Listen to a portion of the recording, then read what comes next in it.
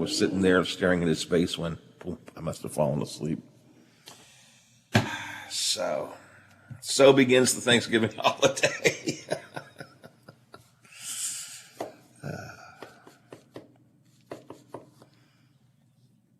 Don't say anything about Rocky unless they tell you that, but that's what the story is.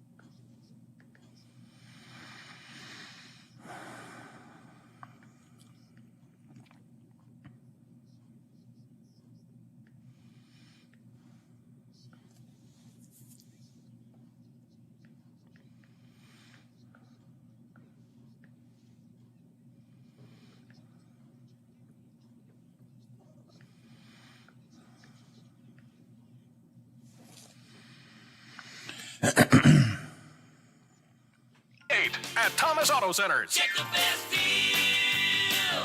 Thomas Auto Centers. Ball Road, St. Clairsville. Give the gift of safety and security with AAA. Save $20 on a new gift membership, plus add a second eligible member for free and get a free $10 gift card. Call or visit your local office or AAA.com/AAA gift. For all of your IT needs, visit OmniPerforms.com. Omni Strategic Technologies, the only IT company that the watchdog trusts. Highland Sports Complex is the coolest destination for sports and entertainment the Ohio Valley has ever seen. Pop in for some open basketball in our field house or reserve some turf time for your next practice or game on our synthetic fields. Online registration is open for development classes and leagues for youth and adults. Highland Sports is also the hottest destination for birthday parties and other events. So come challenge yourself on our play climb and enjoy your favorite virtual reality game in the arcade. No memberships required, so visit highlandsports.com to find your next entertainment experience and get ready to reach new heights. Hello, everyone. From the Watchdog, I'm the Storm Tracker, Darnell Foster, with a look at your local weather forecast for your Wednesday. Look for scattered showers throughout the day, otherwise mostly cloudy and breezy. Highs in the mid to upper 50s. Not falling far for the overnight low, 53 degrees under mostly cloudy skies. Clouds with an ounce or two of sunshine for your Thanksgiving day, with temperatures in the mid to upper 50s. Have yourself a good one, everyone. From the Watchdog, I'm Darnell Foster.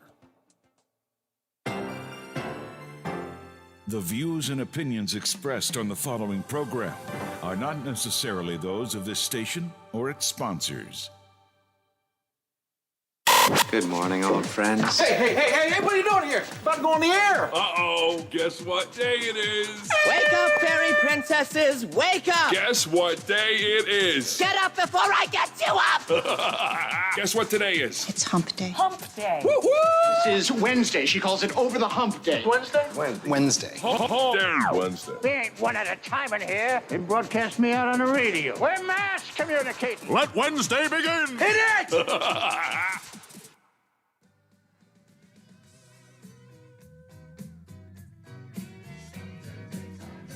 Live from the Robinson Auto Group studios in the heart of the Ohio Valley, this is the Watchdog Morning Show with Howard Monroe. Thanksgiving Eve, my friends. All ready for the big turkey day, are you? It's going to be an unusual turkey day this year. We'll talk about that. Welcome to Wednesday here on the Watchdog Morning Show. It is our final day together before the Thanksgiving break. We'll have some holiday fun with facts and figures and stories. We'll give you a final chance to win a free Thanksgiving turkey in our turkey shoot. We'll do that coming up a little bit later on. We will look at the latest COVID numbers here in the upper Ohio Valley as the virus swirls closer and closer to me. Man, I'm looking around and I see people to the left of me, people to the right, and I'm stuck right in the middle. It's scary. It seems to be everywhere now. We'll talk about that. Wheeling Hospital's medical director is in to talk about their Cardiac and Vascular Institute. In the D.C. Digest, Donald Trump is rumbling about pardoning Michael Flynn while Joe Biden officially introduces his own national security team. The legislative watchdogs are in at 9, and I'll be sticking around to host that this morning. That'll be a fun show. Fuzz will be with me, and Fuzz and I will have the watchdog show today at 9 o'clock. So that's going to be part of our lineup here this morning as well.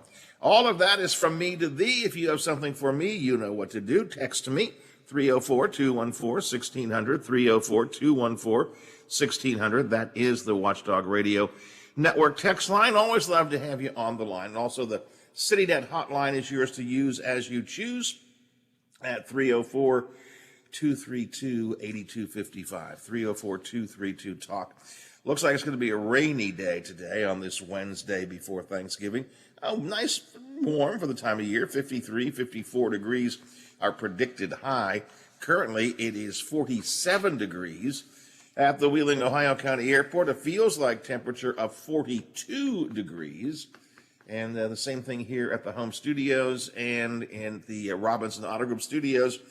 Downtown Wheeling in the heart of the Ohio Valley. Brother Viff behind the board, punching the buttons and hopefully not punching anything else. That is the plan.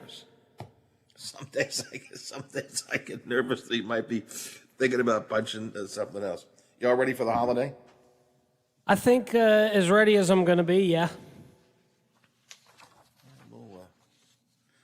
It's going to be an unusual year for a lot of different people. It got more unusual for me yesterday, and I will tell you about that coming up in a minute or two. But hopefully y'all have a good holiday. We'll have some holiday fun here today as we head off into the holiday weekend, and then I'll be gone for the next several days. Tomorrow and Friday, we're all off here at the radio station, and then I'm taking Monday off too. So Paul Harris in on Monday, just in case you're curious. So that's what's happening. Here we go, Steelers. Here we go. Except I guess we're not going to the Steeler game for this coming month, right, Biffy?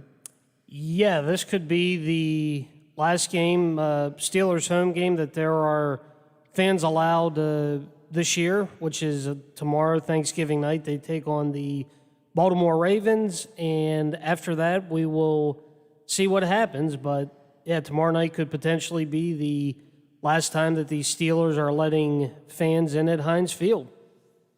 The Pennsylvania guidelines have getting tougher and tougher. I tell you, Governor Governor Wolf is he's putting a lot of restrictions on, and it's just gotten tougher, including attendance at outdoor sporting events. Basically, the new governor's regulations prevents the Steelers from continuing their current practice, which is allowing, I don't know what the total number is, like 6,000 fans were allowed in. A dramatically reduced number, but I think it was like 5,000 or 6,000 fans at least could attend the games at Heinz Field. And then unless something changes, what's that? I think they reduced that to about 2,500 now. I think is what it is. Oh, okay. All right. Yeah. Okay. All right. So, well, they're going to reduce it even more. Yeah, possibly to zero. Zipperoonie. El Zipperoonie. So, no fans at home games in December. As you point out, tomorrow night's game, as far as I know, with the Ravens, will still have fans in the stand. But after that, in the month of December, all fans, you're out of Heinz Field. And two of the Ravens, their running backs, Mark Ingram and J.K. Dobbins are out. They're on I think they call it the reserve / COVID-19 list. So the Ravens tomorrow night, if they play, will be without their two running backs, and they'll be on their third running back for the game tomorrow night at Heinz Field. I guess, I don't know, for the month of December, Steelers employees will have to be cutting out more cardboard cutouts or something, you know? Keep them busy during the game tomorrow night. Yeah, put more cardboard cutouts in the stands so it looks like there are more fans there, and get ready to crank up the volume of the fake crowd sounds a little bit more. So if you're a Steeler fan, if you by any chance happen to have had a ticket to the game, and the few fans who did have tickets to the game will get either credits or refunds as time goes by. But here we go, Steelers, here we go. But we ain't going to no Steeler game. That's we're just gonna have to live without that. So it just seems like we've had some football conversation at the top of the show every day this week. Super 6, nothing new on that as far as I know. Oak Glen is still in the playoff. No. They're still orange up there, right?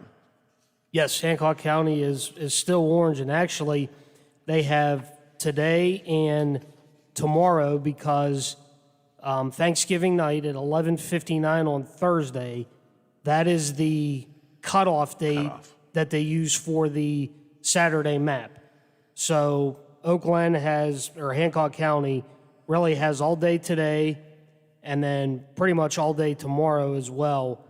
But although I don't know if they're going to do testing on Thanksgiving Day, so you might just have today. So they've got really, say, testing all day today and then whatever happens tomorrow. And I think it's going to be an uphill climb for Hancock County to get down to gold. But if they can get down to gold by 11:59 tomorrow night, and then by the time the map comes out Saturday, they'll play. If not, then Robert C. Byrd gets a pass into the championship game. Yeah, it's ridiculous.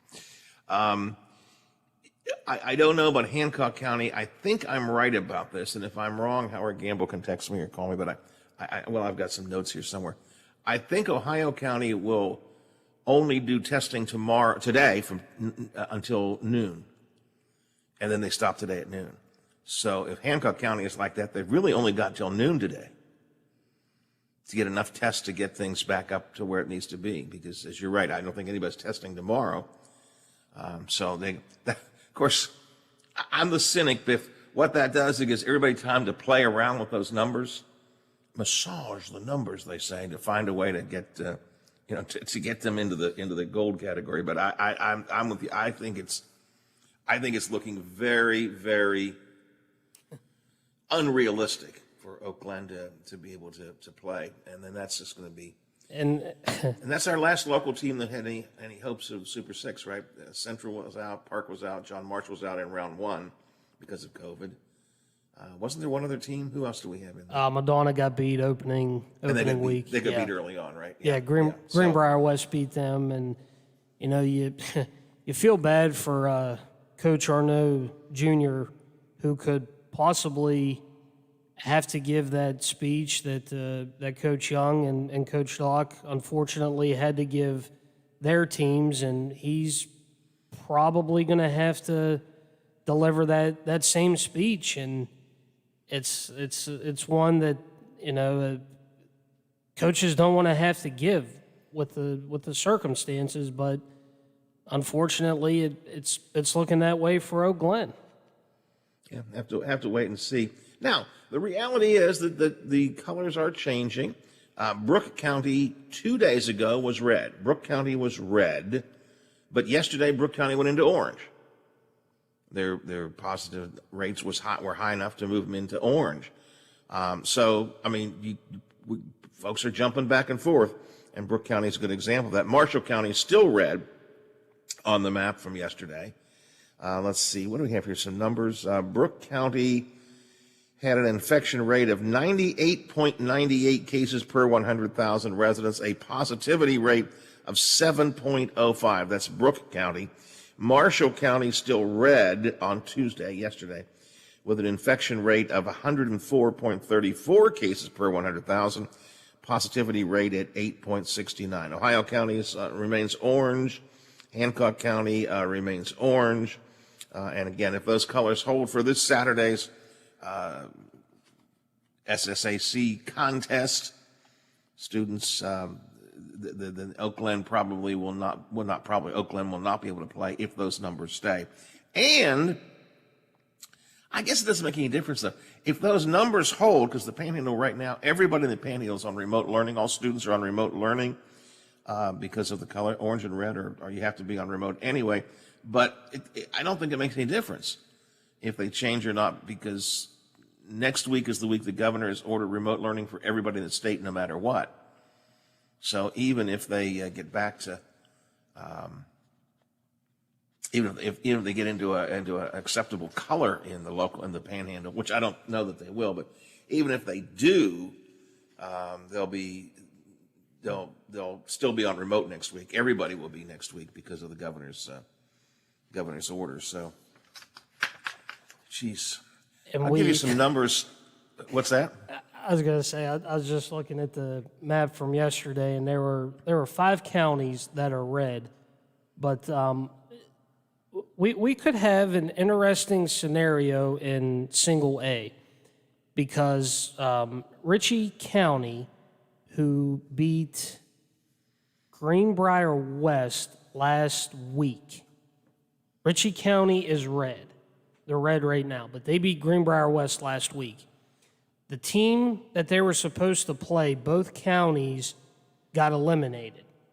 So Ritchie County, through the playoffs or through COVID? This is through the map. So okay, gotcha. So last week the Ritchie County got their game in. They turned to red sometime after the game last week. The team that they were supposed to play, which would either have been East Hardy or Tulsa, both counties couldn't play because of the map. Ritchie County does not have a semifinal game this weekend. Ritchie County gets a pass straight through to the championship. The problem is the game this weekend, the semifinal in single A, is Pendleton County and St. Mary's. Even though that's a semifinal game, Howard, whoever wins that game is basically your champion in Class Single A, because they would be playing Ritchie County. Ritchie County's in red. There's no way Ritchie County by Super 6 weekend can get back to gold. Can get back to gold. So your championship game really in Class Single A is the semifinal game this weekend between Pendleton County and St. Mary's, if they play. And some folks have said that I'm all wet when I've been saying this week, we should just give this up. Give up you can't have nobody is super in the Super 6 when all the best teams don't play. When everybody gets through not on a bye, but gets through on the other guy's got sick. I mean, you can't, it's just ridiculous. Yeah. It's just ridiculous. So basically, nothing's going to change. They're not going to change that. I feel pretty confident in saying, but it's ridiculous. It's silly. It's stupid. Yeah, and I say to you, stupid. And the other scenario in Class AAA, both semifinal contests, they're dependent upon the map Saturday too. So AAA, they couldn't even, because they're scheduled for Sunday because of the map. So both AAA semifinals, there's a good chance they couldn't be played. We may only be playing one game this weekend, and it's in AA, and that's Fairmont Senior and Bluefield. Everybody else is either going to get a pass or we're going to crown a champion this weekend. Here's what I say, Biff. Let's just throw darts at a dartboard, pick a winner, and call them Super 6 champions, right? I mean, you might as well. Seriously, you might as well this year. Hey, we didn't crown anybody in basketball. That's exactly right. I mean, we did this. We had experience with this in basketball. We made it an asterisk year. No champion this year. No championship game. No champion this year. Let's just do the same thing here. We won't. Again, I'm not foolish enough to believe that anybody's listening to me. I'm not foolish enough to believe that the governor's going to go, why, Hopper? I think Howard said we should not do that. I better call Bernie and tell him not to do that. I don't believe that's going to happen. But the whole thing is just ridiculous. It's just ridiculous. I'm even wondering if the governor has called Bernie yet to tell him what's going on. Oh, that's a good point. That's a very good point. I mean, he didn't. What was the last decision he made? Something about the suit. And Bernie Dolan said, I know one of our local reporters called Bernie to get a comment. He goes, what? Yeah, he goes, this is the first I'm hearing it too. Yeah. I mean, is he going to come out with his press conference today or Friday and just all of a sudden tell Bernie and the SSAC and everybody else, okay, here's what I've decided? I mean, is he going to do it right in the middle of a press conference? Well, yeah. He'll start by thinking one, like I believe he does too often. He'll start by thinking one thing, and halfway through he'll go, nah, I'm going to change my mind right now. Right now I'm going to change my mind. Well, he has to make an announcement of some kind because there still remains the question about, again, I don't believe they're going to cancel the Super 6 or call it, just say this is ridiculous. They should, but they won't. But he does have to make a decision on where the Super 6 will be played. I'll give you... Is it going to be a stadium or not? I think the answer is probably no. I'll give you 2 words why the Super 6 is going to be played. You ready? Yep. Sponsorship money. Ka-ching! Ka-ching! Sponsorship money. That's it. That's all you need to know. Yeah. I've had to chuckle our old friend Fred Persinger, who coordinates the Super 6 coverage for Metro News, sends out an email every day. And Fred, Biffy, you know Fred. Fred tries so hard to be upbeat and positive, right?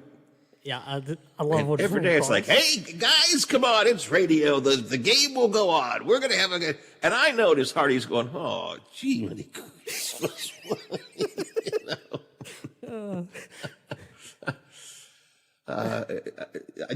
Every day I get the email from Freddie, and I'm thinking, man, this poor guy. And then the whole Metro team's got it because they do the radio broadcast of Super 6, and if they move it, they got to get things set up at a different location. What will that be? Who knows? The way the governor works, sometimes they could find out the night before the opening game of the championship series. They'll find out Thursday at 11 o'clock in the evening before the Super 6 starts on Friday. Yeah, exactly. It starts on December the 4th. The governor on December the 3rd go, oh, by the way, we're going to be at Raleigh, North Carolina this year. We're going down to Bluefield this year. Who knows? We're going to go somewhere. It's dumb. And it all comes back to nobody wanting to make decisions ahead of time. Nobody wanting to look down the road and make a good guess. And you've said it over and over again, Biff. The state of Ohio did a better job with this. They took a look down the road early on and said, we're going to really adapt and adjust our championship games in order to being aware that there's likely to be some problems down the road. But nobody wants to do that. We just, I truly and truly do try not to pick on the governor as much anymore. It's a tough job. I believe that. But, gee, many Christmas, make decisions. Give us time to plan for him. People look to you for guidance. Give the kids time to absorb. If you're Oak Glen, for example, you've been slowly getting built up to this, and then suddenly tonight, really tonight, tomorrow, suddenly you're not going to play.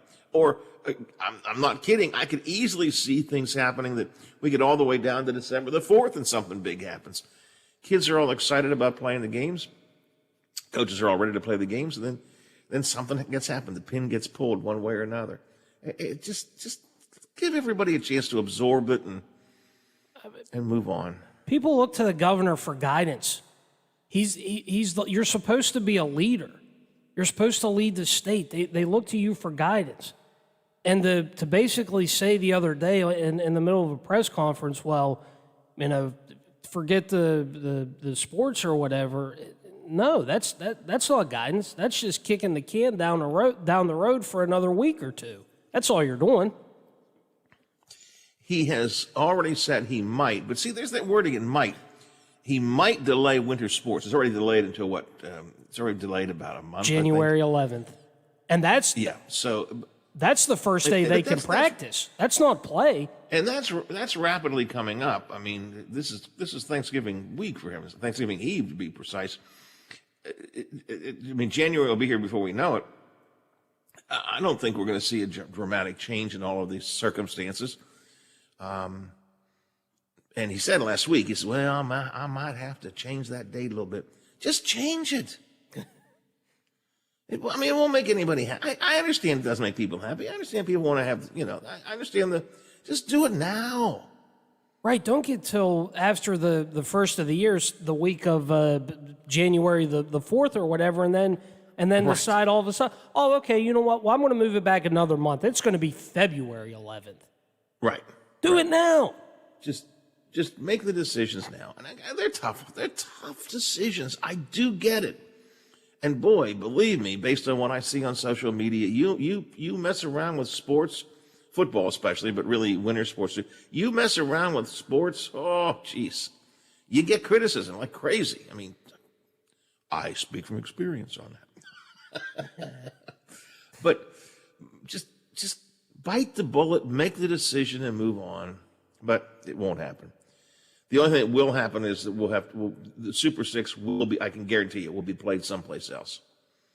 Where? I don't know. Which is exactly what the governor said this week, by the way. Governor, where's the Super Six going to be played? I don't know. I know if Bluefield, which is at the bottom of the state, I think that's either Mercer or McDowell County. Right now, both McDowell and Mercer County are yellow. And it's like Mercer's 3.01 and McDowell's 3.51. So I think it's Mercer County that Bluefield's in, but whatever. Why not right now, as long as they stay yellow, go down Friday, have the double-A game Friday, and play both games Saturday down at Bluefield. Do it down there. The county's yellow. Yeah. I mean, problem solved. Well, there are a variety of ways. That's a good idea. There are a lot of things that could be done. And something will be done. The question is, when will that decision be made? December 3rd. Maybe today. And then I think the governor does have a press conference today. I think today's a press conference day. So maybe he'll have something to say about it today. We'll have to wait and see. Listen, I want to take a look at the COVID numbers coming up in a minute or two. And also, kind of like that song that we use for bumpers sometimes, clowns to the left of me, jokers to the right, stuck in the middle with you. I'm looking around me. I got COVID to the left of me, COVID to the right. I'm telling you, it's like marching towards me. Boom, boom, boom, boom, boom, boom, boom, boom. More and more people that I'm like real close to are getting COVID, or at least are exposed to COVID. And we'll talk about that coming up in a minute. And it messes up. My Thanksgiving plans are all screwed up, and they were already a bit of a mess anyways. And they're screwed. I'm going to have to eat the whole meal myself. That'd be a sight. I got the ham. I got the turkey. I got the ham. I got the potatoes. I got the, I got the dressing. I got the green beans. I got the whole thing. The giant meal. I bought the giant meal. The giant one. Howard, save some for Friday. You need leftovers now, remember. Well, there is that. That's the good thing about it. These are always good leftovers. We got to think ahead here. Anyway, more COVID conversation coming up, including the latest numbers. And I'll tell you a little bit about what's been happening, swirling around me. That's all coming up here on the Watchdog Morning Show. But first, we better get some headlines in here right now. The WTRF Channel 7 News Update is brought to you by Thomas Auto Centers, Mall Road, St. Clairsville. Get the best deal at Thomas Auto Centers. Now it's time.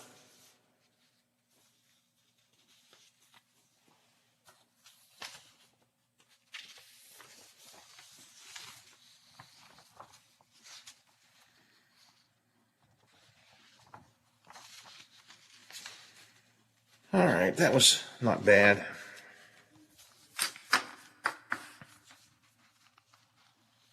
What's it say? Yeah, I know that Ohio County does. I don't know if that's a state mandate or if that's because I did get I got a text here too. State will not support any testing this weekend. So delightful.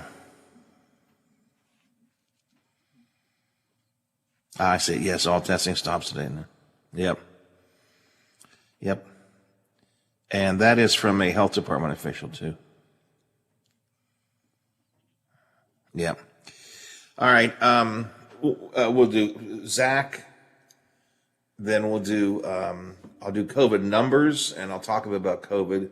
And then, if we have time before the top of the hour, I'll do a DC digest. That's kind of how I'm looking at it. I will use the. We'll use the COVID intro first, and then I'll use that cut 8 from yesterday as part of the COVID conversation when we get to it. Okay. All right. Guess I should make some more coffee. It's decaf. I can't take any more caffeine, that's for sure. I'll be back in a minute.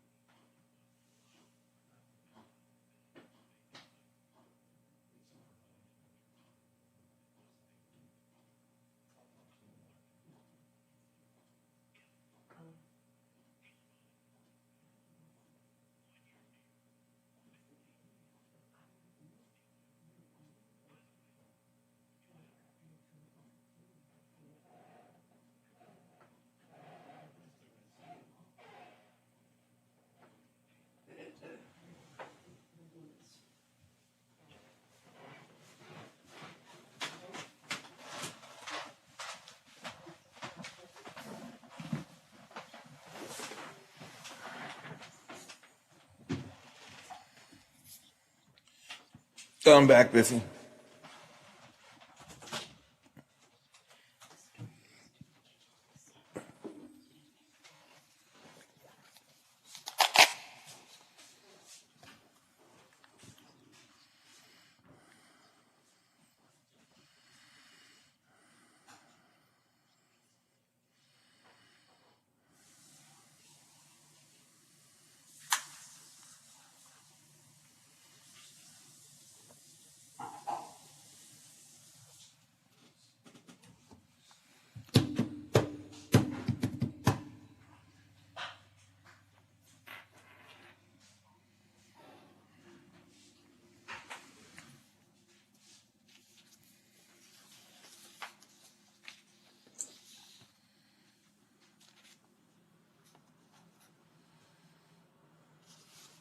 Sitter or dog boarding options? If so, call Dirty Paws, Wheeling's newest pet care service, providing the Ohio Valley with everyone's pet care needs. Check us out on Facebook at Dirty Paws WHG or call 304-639-7754. Toyota-thon is on. Now's the best time to visit your Toyota dealer and to save big on the car, truck, or SUV you've been dreaming of. Like an off-road ready 21 4Runner, a 21 Tacoma, or a 21 RAV with available all-wheel drive, all with $1,000 cash back from Toyota. Take $1,000 back on a 21 gas model Corolla or $1,500 on a hybrid, or a Highlander with seating for 8 and take up to $2,500 cash back. Take $2,000 cash back on a sporty new 2020 gas model Camry or $3,000 on a hybrid model Camry. Visit buyatoyota.com, Toyota's official website for deals, to check out inventory, build your own Toyota, and to find a dealer near you. All to help make buying or leasing your next Toyota easy and affordable. You can take cash back or apply toward down payment. Offers exclude TRD Pro models and hybrid offers vary. See your dealer for details. Toyota-thon is on, so hurry, go see your Toyota dealer today. Offers end November 30th. Toyota, let's go places. Throughout the Ohio Valley, back to school is looking different. Each day, parents, teachers, students, coaches, and administrators are finding solutions to situations that are unprecedented. All of us at the Highlands appreciate everything you are doing and are here for the items you need. Visit hitthehighlands.com for the current guidelines and updated contact information of our retailers and restaurants. My little girl hurt her foot and needed a doctor fast, but her physician wasn't available, and I wanted her seen as soon as possible. Then I remembered the Wheeling Hospital Urgent Care, right in downtown Wheeling at the Stone Center on Market Plaza. Open 9 a.m. to 9 p.m. every day, the center is ideal if you have a sudden sickness or injury. The doctors and nurses were great, and they also provided x-rays, a pharmacy, and lab draw station. No appointments needed, and convenient parking is nearby. Wheeling Hospital Urgent Care. They'll take good care of you. And here he goes. West Virginia football. He's going to go all the way in. Touchdown. Lives here. And here we go. A home run ball deep downfield. And he makes the catch. Right up the middle he goes. He's on his way. It's a foot race. He's going to score. 15, 10-foot. End zone. Touchdown. West Virginia. The Mountaineers clash with the Oklahoma Sooners on Saturday. Only on your home for Mountaineer football. The Watchdog. He rambles, he rants, and sometimes he sings. The Watchdog Morning Show with Howard Monroe continues.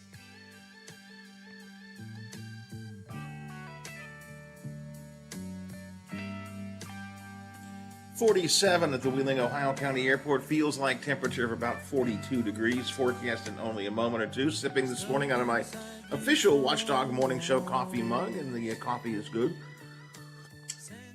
The coffee is decaf. I had to be decaf, and I had one of those jittery nights again, Biffy. I don't know when I'm going to learn. I cannot eat chocolate before bedtime. I know it's an old man thing. If you're a young kid, nobody cares. But if you know, I ate some chocolate before, and all night long, like this all night long. It's just coffee. Coffee does it to me. If I drink coffee at around dinner time, say 5 or 6 or any time after, I can't go to sleep. It takes me forever to fall asleep, so I avoid it. Yeah, well, of course, my coffee is always decaf. I don't drink caffeine because I have discovered, again, old man thing. In recent years, if I drink caffeine, I can immediately feel it. I immediately feel it. I don't care what time of day it is. And you're right, at night it would just drive me crazy. I did try last night, and I've had this before. Sleepy time tea. Sleepy time. Oh, God, do I sound like an old man? Oh, sweet Lord, I sound like such an old man. I did try sleepy time tea last night, which is an herbal tea. It's an herbal tea. What is? I used to be pounding Bud Light before bed. What has happened to me? Well, that's right. I'm 67. I forgot. Anyway, it's decaf this morning, but the coffee does taste good nonetheless out of my official Watchdog Morning Show mug. Coming up today, statewide talk line, by the way, a couple of interesting things. First of all, always going to be fun. The Puppet Master on with Hoppy Kercheval today. Sean Fluharty, Delegate Fluharty, on top of the future of the Democratic Party. He's done that with us before as well. But, the one thing I like about Sean, many things I like about Sean, one of them is when he's on with Hoppy is he don't take no guff. Oh, he don't take no guff. He tells it like it is. Hoppy will try and walk him down some sort of a right-wing conservative road, and boy, oh boy, Sean will just, nope, not going that right. Nope, you're wrong about that. So check out the statewide talk line today, beginning at 10. Hoppy has Delegate Fluharty on, also coming up today on statewide talk line. We're going to be talking today with the Wheeling Hospital Director of Medicine for the Heart and Vascular Institute here in Wheeling, which is, of course, connected now with the WVU Medicine Hospital.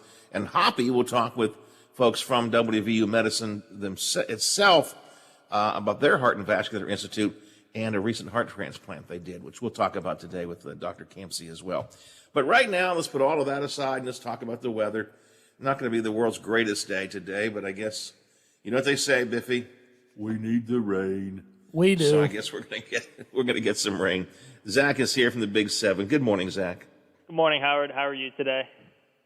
Well, I'm jittery. I had too much coffee and stuff last night, but I'm all right. I'm okay. How are you this morning, this fine Thanksgiving Eve? I'm pretty chipper and eager for tomorrow.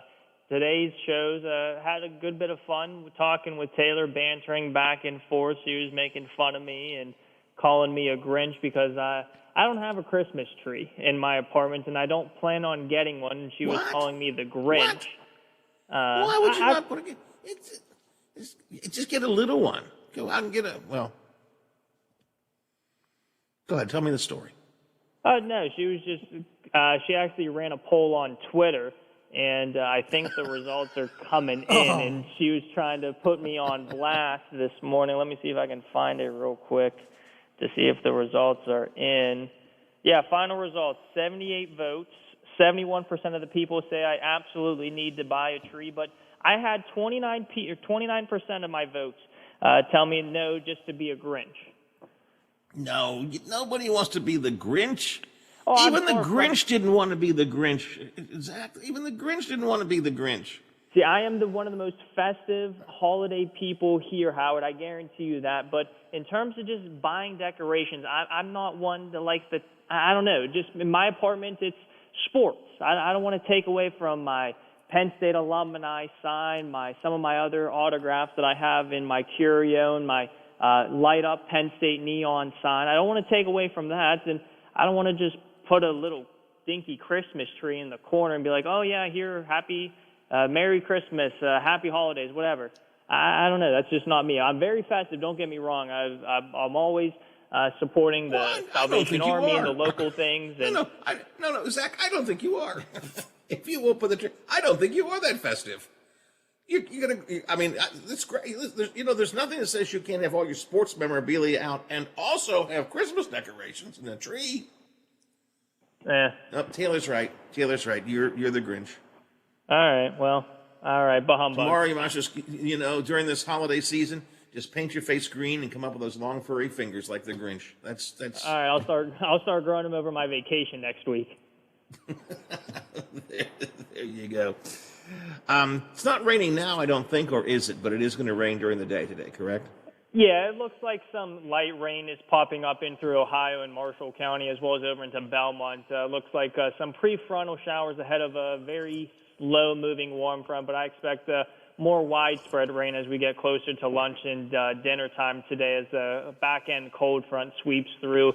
Cold front's not going to do much in terms of temperatures today. It's actually going to be slightly warmer than average. I'm expecting to see high temperatures in the mid to upper 50s today, and just kind of rainy, gloomy, and dreary today just because we're getting some much-needed rain again like we talked. I think it was on I guess today's Wednesday. I think we talked on Monday. We're close to 1.2 inches below average from our normal for November. So much needed, and we're also seeing abnormally dry conditions in through the Ohio Valley, and we're actually close to 5 inches off our normal year-wide precipitation total for rainfall in through the region as well. So again, much needed rain. Any little bit helps just to try to get in some sense of normalcy for 2020, at least in the weather department.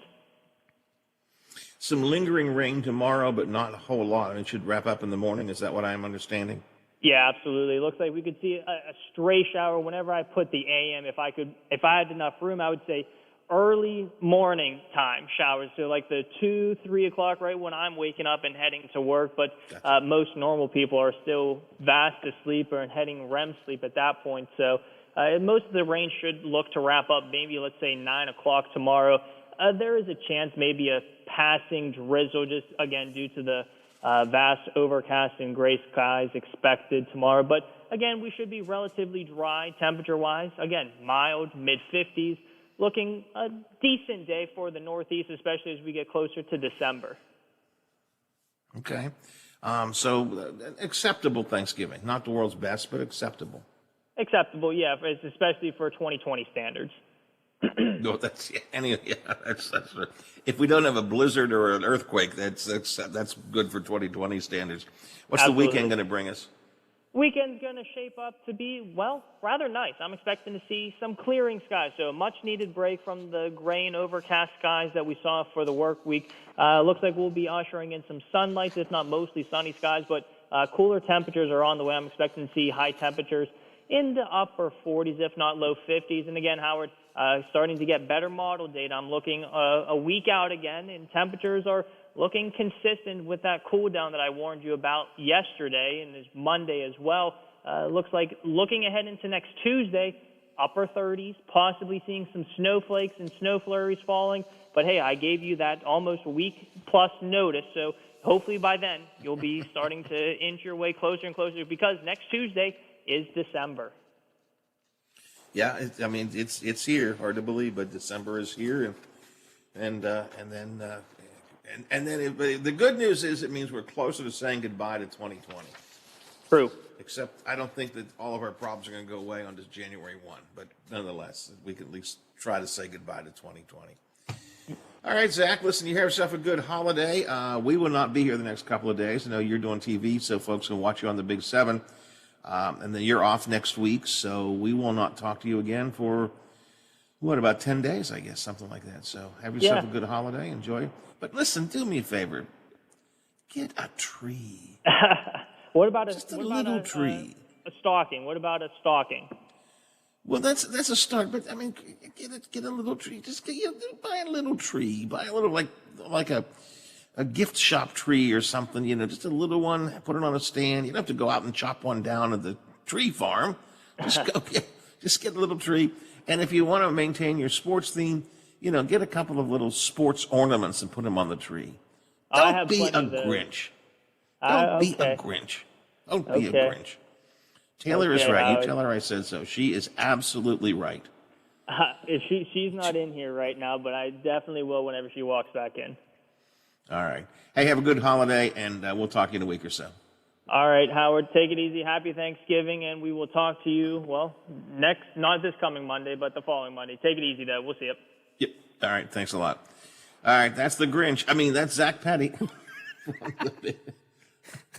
Come on. Biff, I should be... Do you get a Christmas tree for your apartment? No. You're a Grinch, too. A little tree. Sure, go up to CVS or someplace like that. Just get a little tree, Biff. Just bring some festivity into your life, into your apartment, into your house. Oh, I'm festive. There's no doubt about that. I know, but geez, you don't have to be the Griswolds.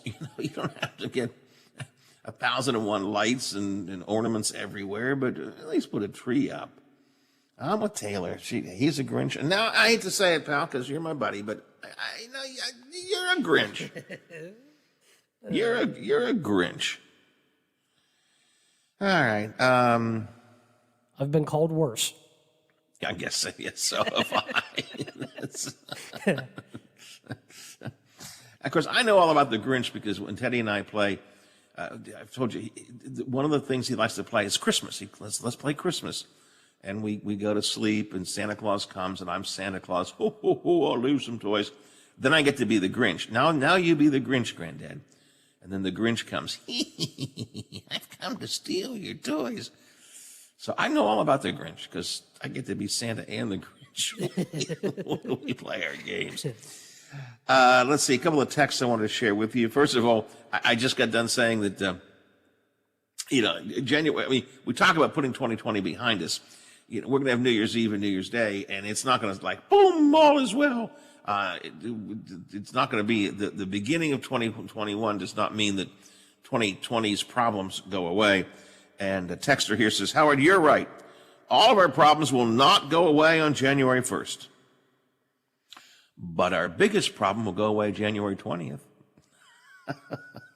A little political comment for you there. Biff, we were talking earlier about the color-coded map, and Oak Glen, is still in orange, which means they cannot play this weekend. But if they could get themselves down to gold, they would be able to play. But the map wraps up at midnight on Thursday every week. That's where they do their calculations. And this week, the testing ends, and I thought this was true, and now I got a confirmation of this. All testing will stop at noon today. All testing will stop at noon today, which means it's going to be virtually impossible.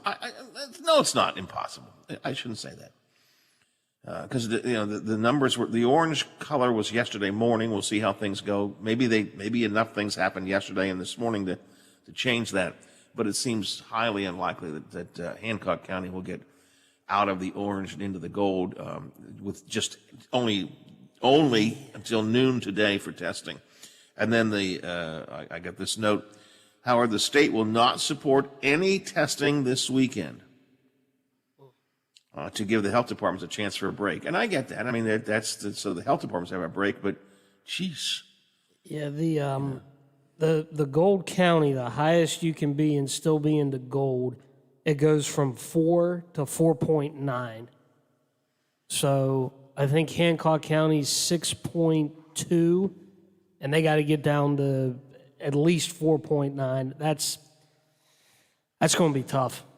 Yep. So unlikely that they will play again. Not guaranteed, but unlikely they'll play in the Super Six either. And that's truly, which means Robert C. Byrd is going to get a pass into the championship game for AA, which means the other semifinal game is Fairmont Senior and Bluefield. And what would happen if Robert C. Byrd then gets a pass into the championship game, and their potential opponents will also go into COVID country? Would Robert C. Byrd just be crowned the champion without even playing a game? I would think they wouldn't crown a AA champion. But see, again, if Bluefield is in Mercer County's at a 3.0. They're in yellow. They're still good. Yeah. So Bluefield would, I would think I don't know if whatever county Robert C. Byrd is in, they would probably have to get into gold if they're in orange. Otherwise, then I would think so. Otherwise, then Bluefield would be crowned the champion, as long as both counties aren't in orange. Because if both counties are, then you, according to the way we're doing it, then you forfeit. But if one is and one isn't, then that county that is would forfeit, which would mean Bluefield would be crowned state champions at AA without playing a game. That's the point I'm getting to. So you could conceivably have a state champion without playing a state championship game. Is there anybody out there who concurs with me that something isn't quite right about the possibility of that scenario? That doesn't, no. That's, we're the state champs. Really? Who'd you beat? Well, actually, nobody. We survived the map. Yeah, we beat the map. That's all right.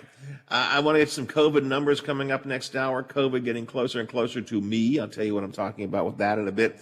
Our DC Digest coming up. We're going to talk about the Heart and Vascular Institute at Wheeling Hospital coming up with their medical director in the next hour of the show as well. And I don't know, whatever you got on your mind, you can tell me by texting me 304-214-1600. 304-214-1600. Always happy to get your texts. We're looking at 47 degrees at the Wheeling, Ohio County Airport. There's a feels-like temperature of 42 degrees. And that's true at the airport, here at my home studios in Elm Grove, and at the Robinson Auto Group Studios downtown Wheeling in the heart of the Ohio Valley. Heading over to the news desk from ABC for a full update right now.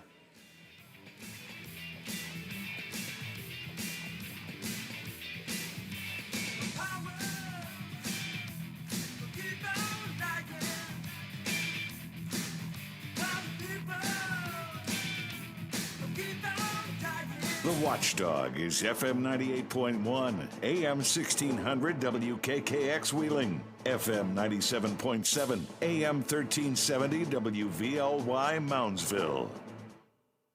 The ABC News is brought to you by Thomas Auto Centers, Mall Road, St. Clairsville. Get the best deal at Thomas Auto Centers.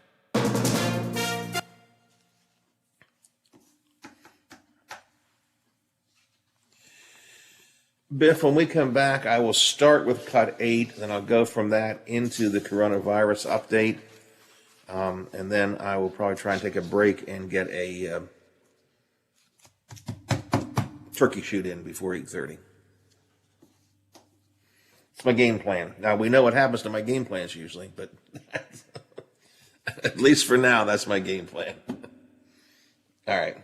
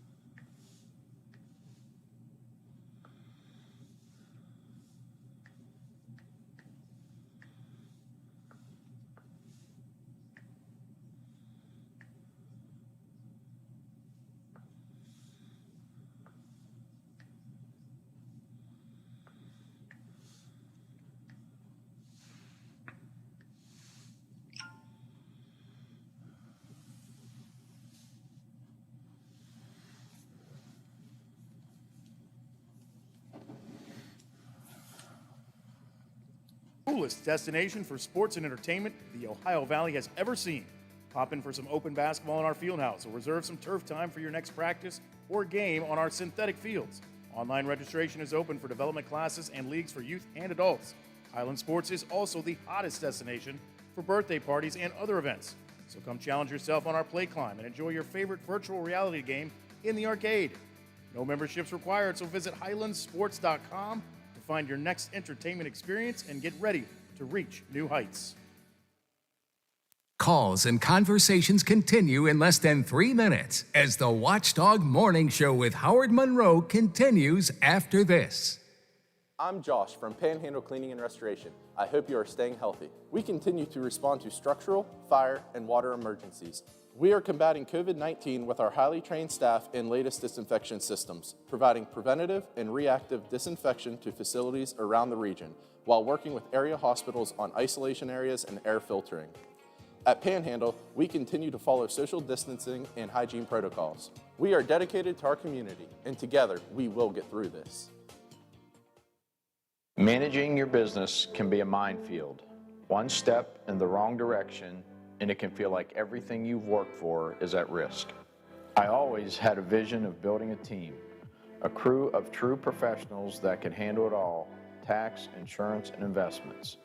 Big enough to partner with Encova, but personal enough to protect your interests on the home front. I'm Gary, and this is the Glessner Group. For all of your IT needs, visit OmniPerforms.com. Omni Strategic Technologies, the only IT company that the Watchdog trusts. Hey, I'm going to the kitchen. Can I grab you a Coors Light? Yeah, that sounds good. Huh. I never knew there was a zip line in my fridge. Hey! Hey, buddy! Yeah! You got 2 Coors Lights up there? Always brewed down to 34 degrees. With a taste as cold as the Rockies, only Coors Light gives you refreshment every time. Here you go, 2 Coors Lights. Awesome, man. Wow, these are really cold. That's the only way I deliver it. Sure, I mean, you being a mountain climber and all. Yep. You probably need a pretty warm coat in there, huh? Yep. Hey, Ben! Yeah! Ask him if he has any nachos. You got any nachos in there? No. Just icy cold Coors Light? Yep. That makes sense. It is the Rockies. Coors Light, the world's most refreshing beer. Coors Brewing Company, Golden, Colorado. With great beer comes great responsibility. Have a festive adventure at Wheeling's Historic Center Market. Discover a unique mix of specialty shops and quality eateries. Hunt for the perfect gift or gift card at Center Market. Find everything from art, antiques, coffees, wine and craft beers, cigars and fine olive oils, to fresh seafood, local honey, jewelry, vintage decor, toys, and clothing. Meet friends and explore this iconic holiday shopping destination. Experience Wheeling's Historic Center Market. Does your dog need groomed or walked? Are you looking for a pet sitter or dog boarding options?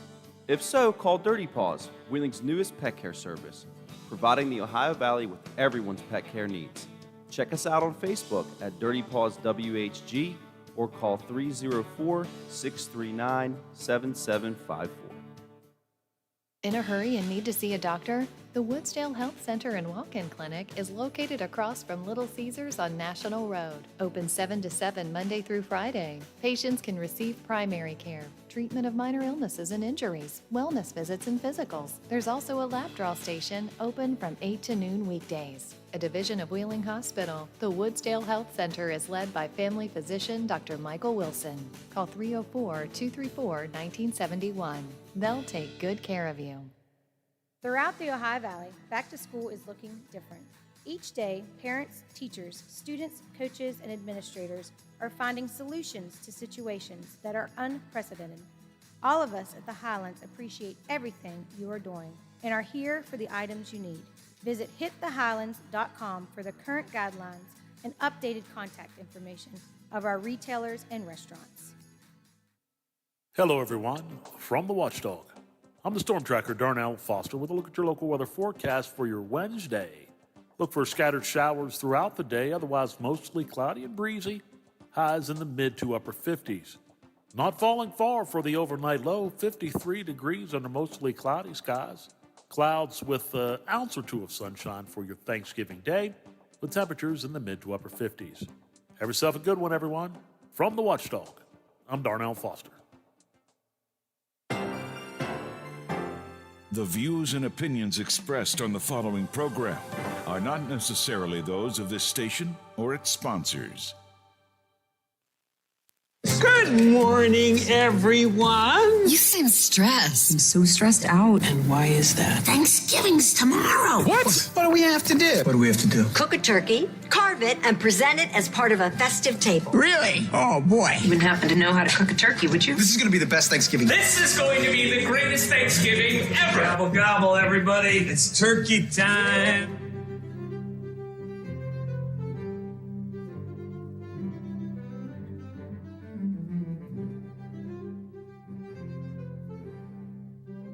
This is the Watchdog Morning Show with Howard Monroe and Brad Leonard behind the board in the producer's chair.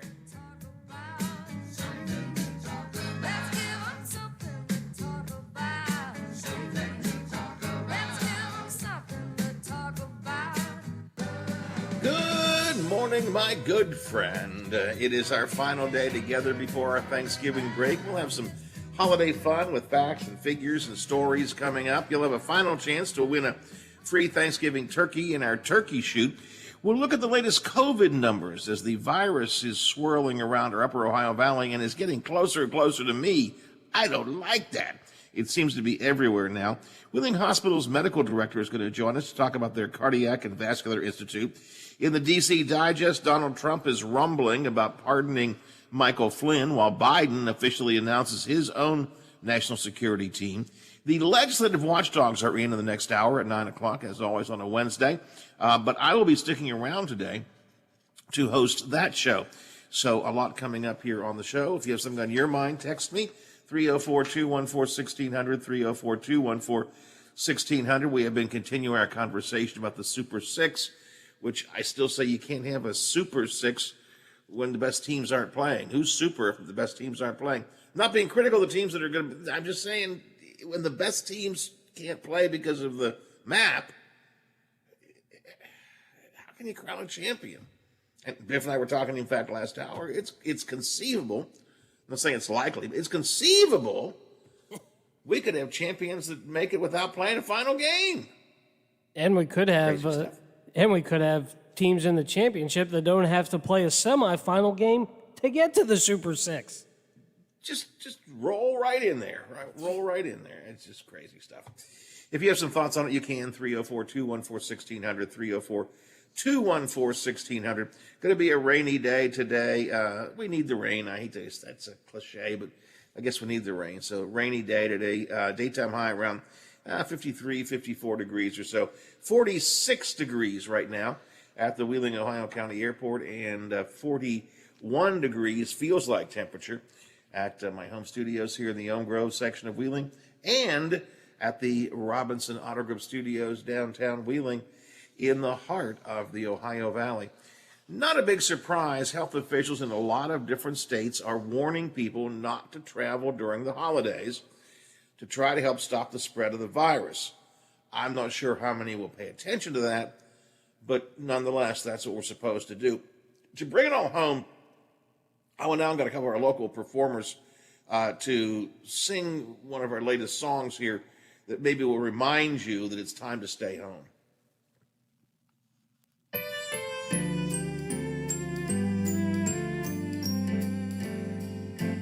Oh, you should not go home for the holidays, 'cause no matter how carefully you roam, well, you could walk through a cloud from an unmasked face. For the holidays, you can't go home, sweet home. I met a man who lives in Tennessee. He was heading for Pennsylvania and some homemade pumpkin pie. He tested positive and quarantined behind a bedroom door. From Atlantic to Pacific, gee, this COVID is terrific.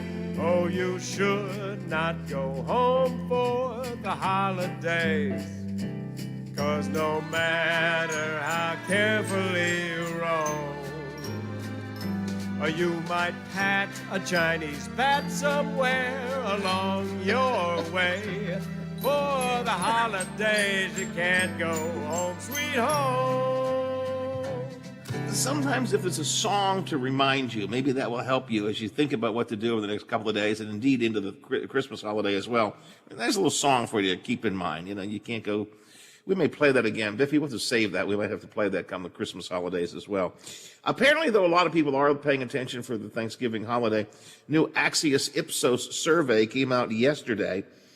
61% of the people surveyed say they have changed their Thanksgiving plans. Now, the most common change, simply celebrating with a smaller group of people, generally only the immediate household members, having a smaller dinner than normal.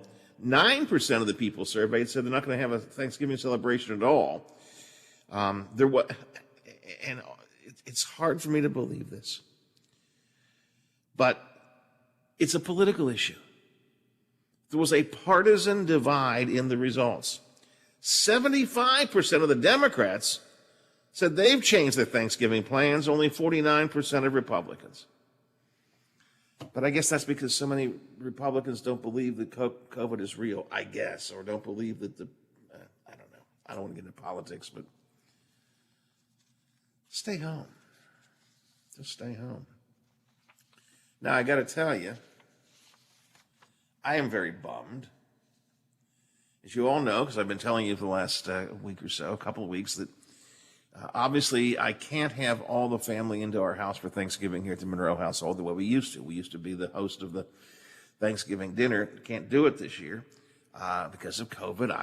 I'm too nervous about it. I worry too much about it. And we have too big a family once we add all of the kids and grandkids and everybody in our house, relatively small house, pack them together, no way to socially distance and so on. So we can't do that. So my two youngest sons and their families are not going to be here. And we'd intended to have my oldest son and his wife and Teddy coming with us because we all have been together for a while. And then yesterday,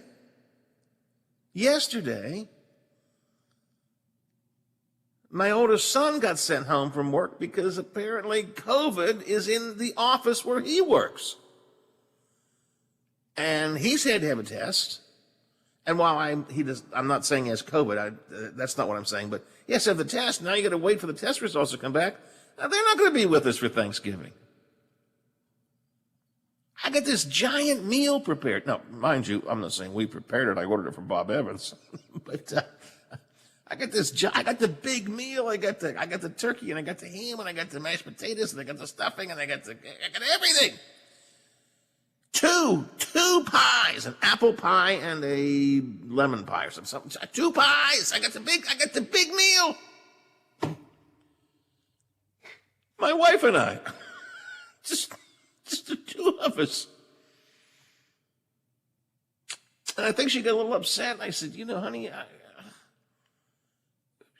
I got a 5-day break here. I'm off tomorrow. I'm off on Friday, and the weekend's here, and I'm off on Monday. And it's just going to be the two of us looking at each other for 5 days. Oh, I think boy. She cared much. She didn't think that was. I mean, I love my wife. Don't get me wrong, but I was counting on a festive holiday. So, so I have to wait and see. When the kids get their tests back, results back, I believe they'll be negative, but I don't think they'll get them back by tomorrow. So. Again, the tinier Thanksgiving festivities we had planned, we can't even do that now. Makes me want to cry.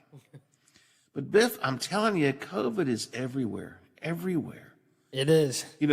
This is the second member of my family that has been exposed to COVID and has had to be tested and quarantined pending tests. Now, my youngest son was exposed, tested, and quarantined, and it turned out okay. He did not have COVID, and now my oldest son. So that's 2 of my 3 boys have been exposed to COVID. It's getting closer and closer to me, and they're in a quarantine. Yesterday, I discovered I got a phone call from one of my good friends who said he's quarantined because he was exposed to COVID over the weekend and had to have a test done. And again, has to wait now for the test results to come back. I mean, it's everywhere. You look around, it's everywhere. And I know I've said this a million times. In the beginning of this whole the whole coronavirus thing, way back in March of last year, April of last year, when we began to keep track of numbers, it was always a handful of people out there somewhere. I mean, it was local, but like 3 people in Ohio County. Wait, I didn't know who they were. I remember the first time one of the COVID deaths actually was someone I knew. And I was like, oh my God. Now it's just like, okay, how many of today's numbers are people that I know and you all know? Scary stuff. Scarier for me maybe than some of you, because again, I have the pre-existing conditions and all that kind of good stuff. But man, it's just frightening. Biff, let's get some numbers in here with the coronavirus update real quick. COVID-19 update. Continuing coverage of the year America shut down continues on the Watchdog Morning Show with Howard Monroe. It is hard for me to keep track of where we are, what days information I have, because things change so dramatically, so quickly. And indeed, numbers could easily be changing right now, because this is about the time some new numbers come out. However, what I think I'm looking at here is the Wheeling, Ohio County Health Department had 31 new cases of COVID-19 as of, was this yesterday? I guess it was yesterday. Total of 1,425 cases and 18 deaths in Ohio County. Marshall County yesterday announced 7 new COVID deaths in their Tuesday night update, pushing the county's overall total from 16 deaths to 23. And the latest deaths came from a 68-year-old man, 76-year-old man, 95-year-old man, 86-year-old woman, 83-year-old man, 94-year-old woman, and 94-year-old woman. It is certainly true that most are the elderly that are being impacted here in deaths, although we certainly had someone, a younger female, mentioned earlier this week. So that's Marshall County, 12 new positive cases, 7 new COVID-related deaths. Belmont County, 92 positive cases in 24 hours, a record high for the county there. And again, these numbers could change quickly. It may have already changed, but I need to mention them to you. So that's what we have there. The folks from the Washington Hospital Association and the Department of Health and Human Resources say the reported number of people being treated for COVID-19 at hospitals remains at a pandemic high of 463. Tony Gregory, Vice President of Legislative Affairs of the State Hospital Association in West Virginia, says we're at record levels in terms of hospitalization, although there is still room to handle people. Some states have now reached that point where they can't take any more patients. They have to begin to triage those patients. So it's all scary stuff. It's just dramatically scary stuff. Dramatically scary stuff. Clowns to the left of me, jokers to the right. COVID to the left of me, COVID to the right. Me, stuck in the middle with you. 8:24, the Watchdog Morning Show. Quick break, and then I need a couple of people to get on the phone line right now. Is the gobble gobble ready, Biffy? It is ready. All right, I want you all to get ready. I want you to call me if you'd like to take a shot, literally take a shot, at our turkey today to win the turkey that we're giving away. Call me quickly, 304-232-8255. We'll take a break. While we're taking a break, Biff will get you set up and ready to go. Your chance to win a free turkey by picking the number of shots the marksman will need to kill it, coming up next here on the Watchdog Morning Show. Highland Sports Complex is the coolest destination for sports and entertainment.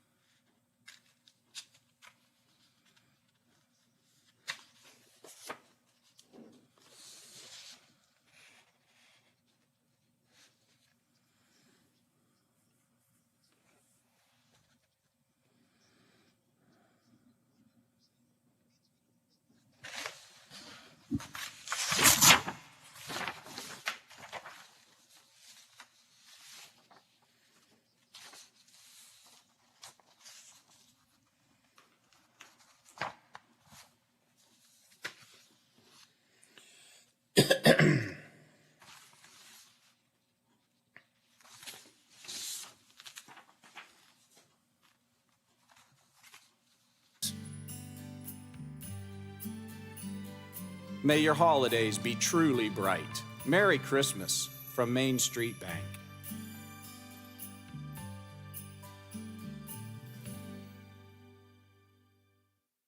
Just like they always do, Quaker Steak and Lube at the Highlands continues to serve the Ohio Valley. The Lube is still open for carryout and now offering their $10 meal deal every day of the week.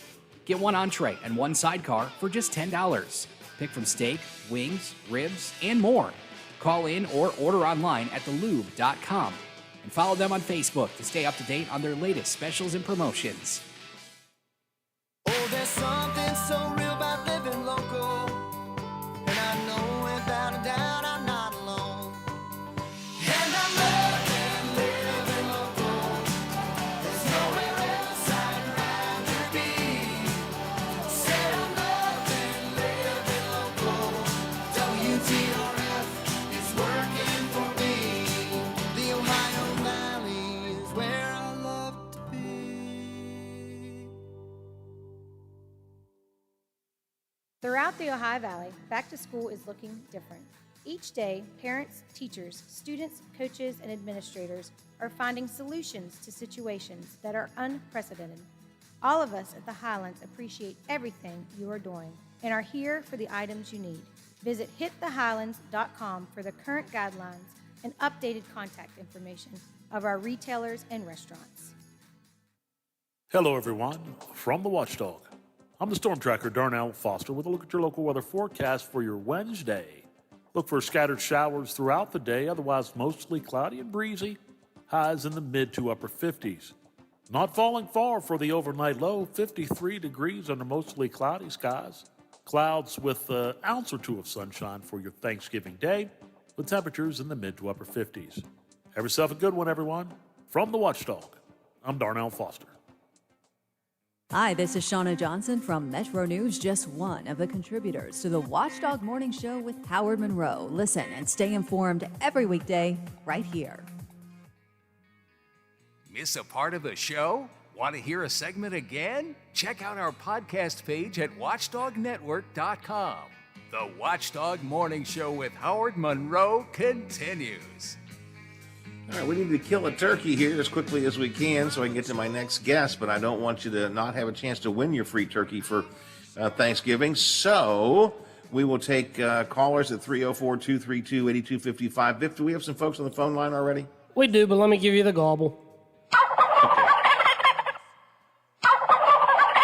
Making it official there. The turkeys are flying around the studio, and we need to kill them.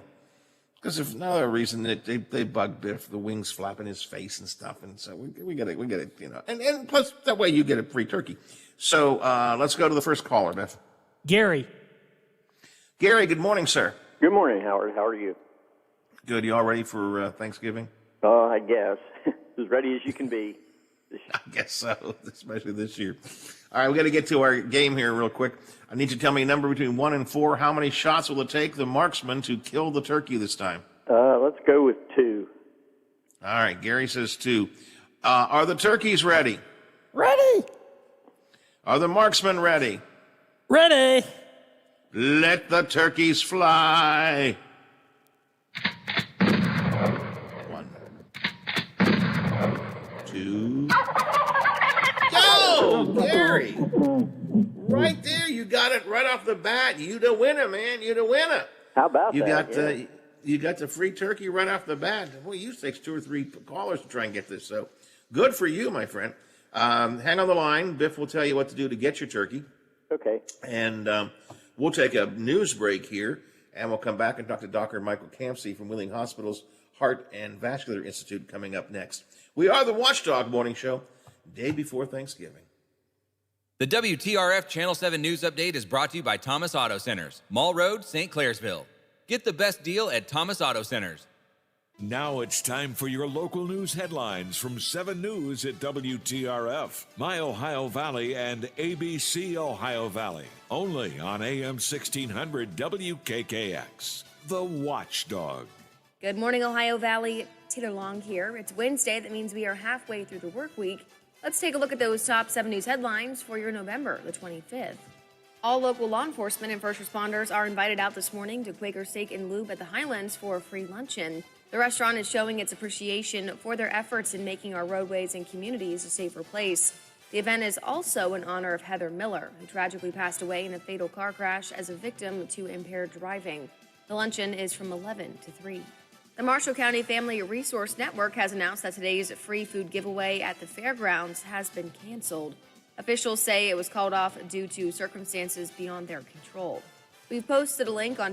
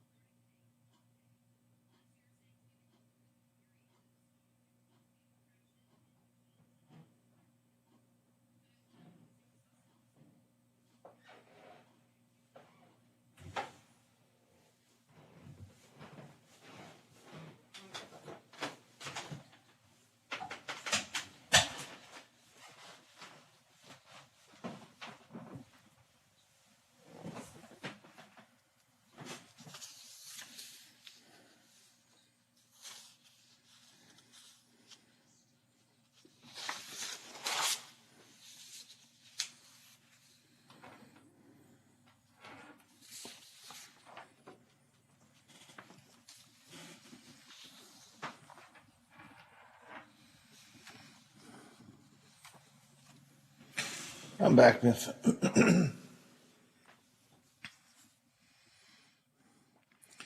Let me know when Dr. Campsey is on the line. He has a 9 o'clock appointment, so I want to get him out 2 or 3 minutes early if I possibly can.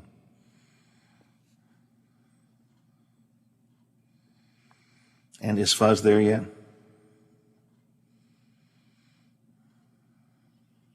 Okay.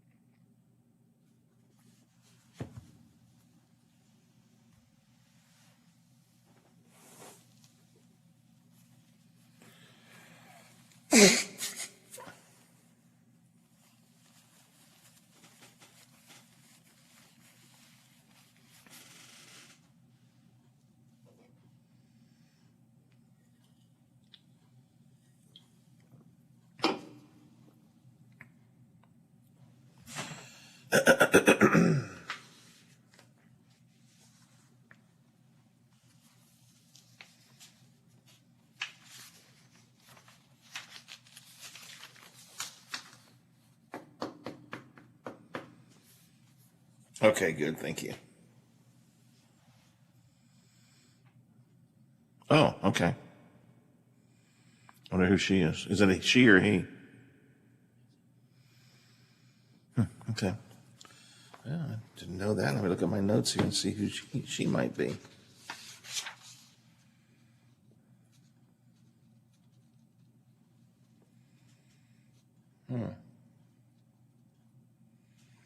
Okay, I'll have to do the old tell me who you're with today. Okay. Yeah, it'll work. We'll make it work.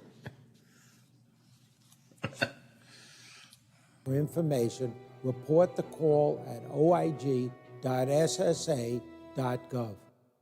The original Undo's in Benwood is the perfect place to enjoy the big game, great food, and the company around you. The outdoor patio is the best kept secret in Marshall County, featuring plenty of big screen HD TVs, an outdoor beer garden, and NFL and MLB packages so you don't miss a second of the action. With the holiday season fast approaching, don't forget about Undo's Catering. Perfect for holiday parties, family gatherings, conferences, weddings, or any event large or small. Check out undos.com for menus, specials, entertainment, and more. Undo's Family Restaurants, family owned since 1953. Hello, everyone, from the Watchdog. I'm the Storm Tracker, Darnell Foster, with a look at your local weather forecast for your Wednesday. Look for scattered showers throughout the day, otherwise mostly cloudy and breezy. Highs in the mid to upper 50s. Not falling far for the overnight low, 53 degrees under mostly cloudy skies. Clouds with an ounce or two of sunshine for your Thanksgiving day, with temperatures in the mid to upper 50s. Have yourself a good one, everyone. From the Watchdog, I'm Darnell Foster. Live and local for the Ohio Valley, the Watchdog Morning Show with Howard Monroe continues.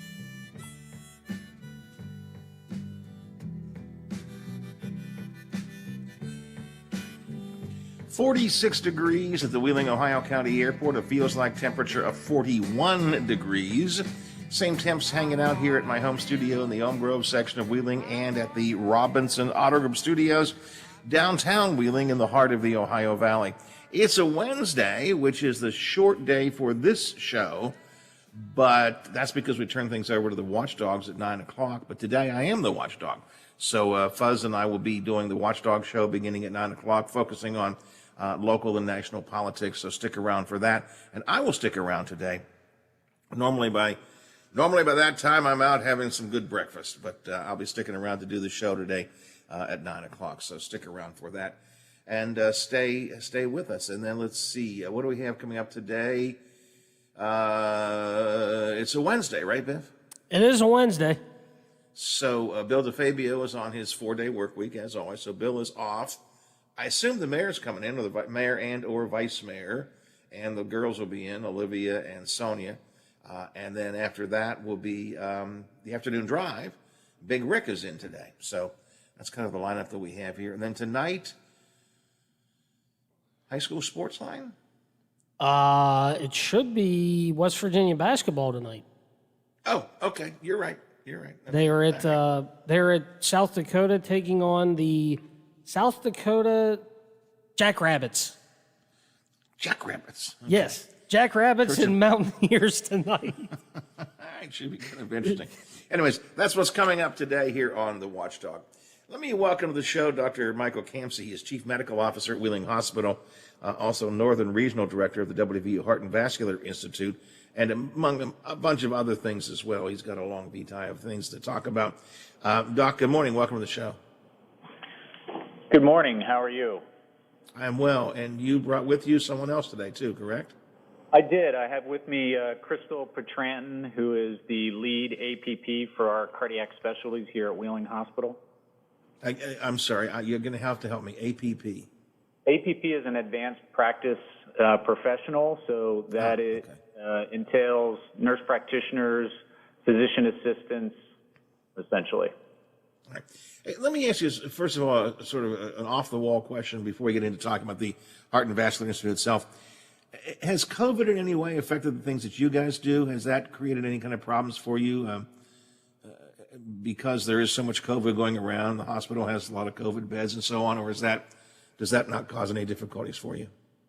Oh no, we're certainly dealing with a lot of COVID patients these days, and it has become an issue in terms of maintaining staffing needs. You know, there's a tremendous nursing shortage these days.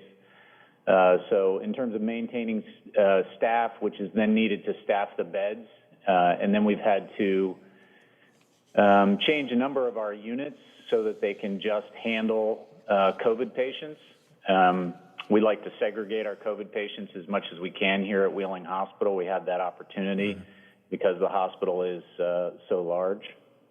But yeah, it's definitely impacted our day-to-day. I would say that we have meetings nearly every day about how to adjust to the surge in the COVID patients that we're seeing. And we're seeing, many, many more COVID patients than we saw in the spring. In the spring, I would say we maxed out at about 12 admissions total. And now, as of today, I think we're nearly up to 50. So the surge is upon us. I know we talked to Doug Harrison a week or so ago. He said that the beds were about 75% full. Is that somewhere in the general range still? The COVID beds I'm talking about. Yeah, I mean, again, so the COVID beds, that has been a very fluid situation as we continue to identify and open more units to adjust to the COVID patient influx.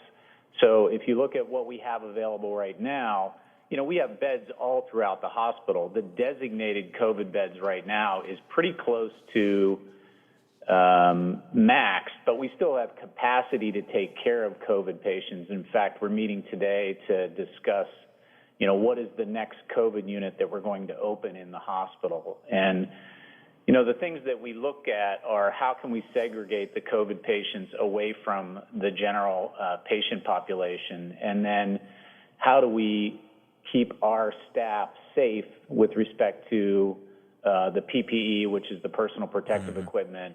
And then we also try our best to maintain these patients in what's called a negative pressure ventilation room. So that's a room that has the ability to do so many air exchanges per hour.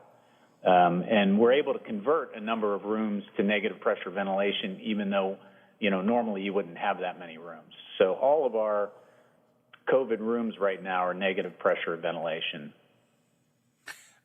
Let me stick with COVID just for a minute or two. I know we want to talk about the Heart and Vascular Institute, but since I understand there really is no treatment per se for COVID, what do you do for a COVID patient when they're in the hospital? You mentioned the negative pressure room. Is it just basically try to maintain an air supply? I mean, I don't know.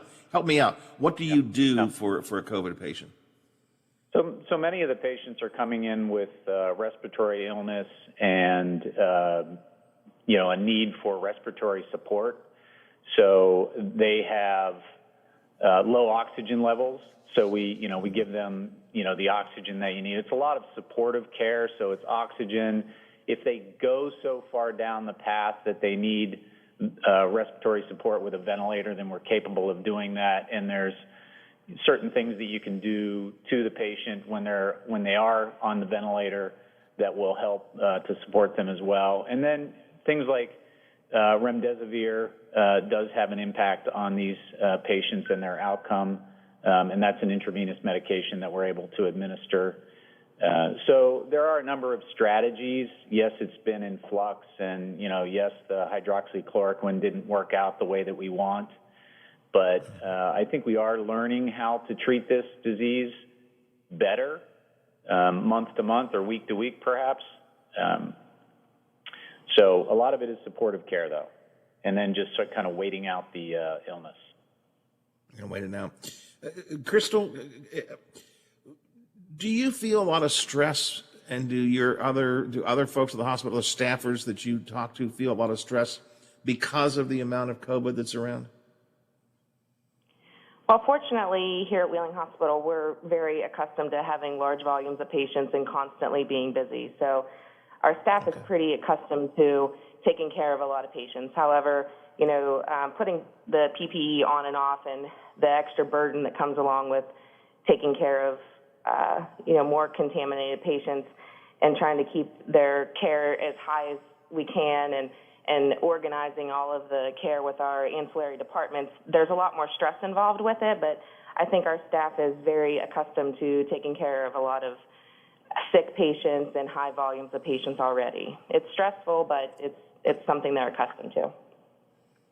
And I hear what you said, and I believe it to be true. But do you get personally worried sometimes? COVID has the potential to be a serious problem, and there you are, right there, literally up front and up face with it. Do you ever worry about yourself? We always worry about ourselves in medicine, along with our patients. But unlike the general public is aware of, we take care of a lot of infectious disease all the time. There's other things that are just as contagious. This just happens to be the prevalent one right now. So, we're trained and educated on how to properly take care of these types of situations. The biggest fear, I guess, I always have ever had, being at Wheeling Hospital for over 20 years and working in the intensive care units and being a nurse practitioner now, is taking something home to my family. So, myself, I know that I can take care of them, and I'm given the proper equipment to do that. So while I'm here, it's just if I, get lazy and take something home, that I'm not properly decontaminating myself before I get home. We're all supposed to be careful at Thanksgiving this year with the families and so on. Are you guys taking special care for yourselves? I mean, do you take what are you doing for Thanksgiving? Maybe I guess sort of my generic question. And Dr. Campsey, you can respond as well.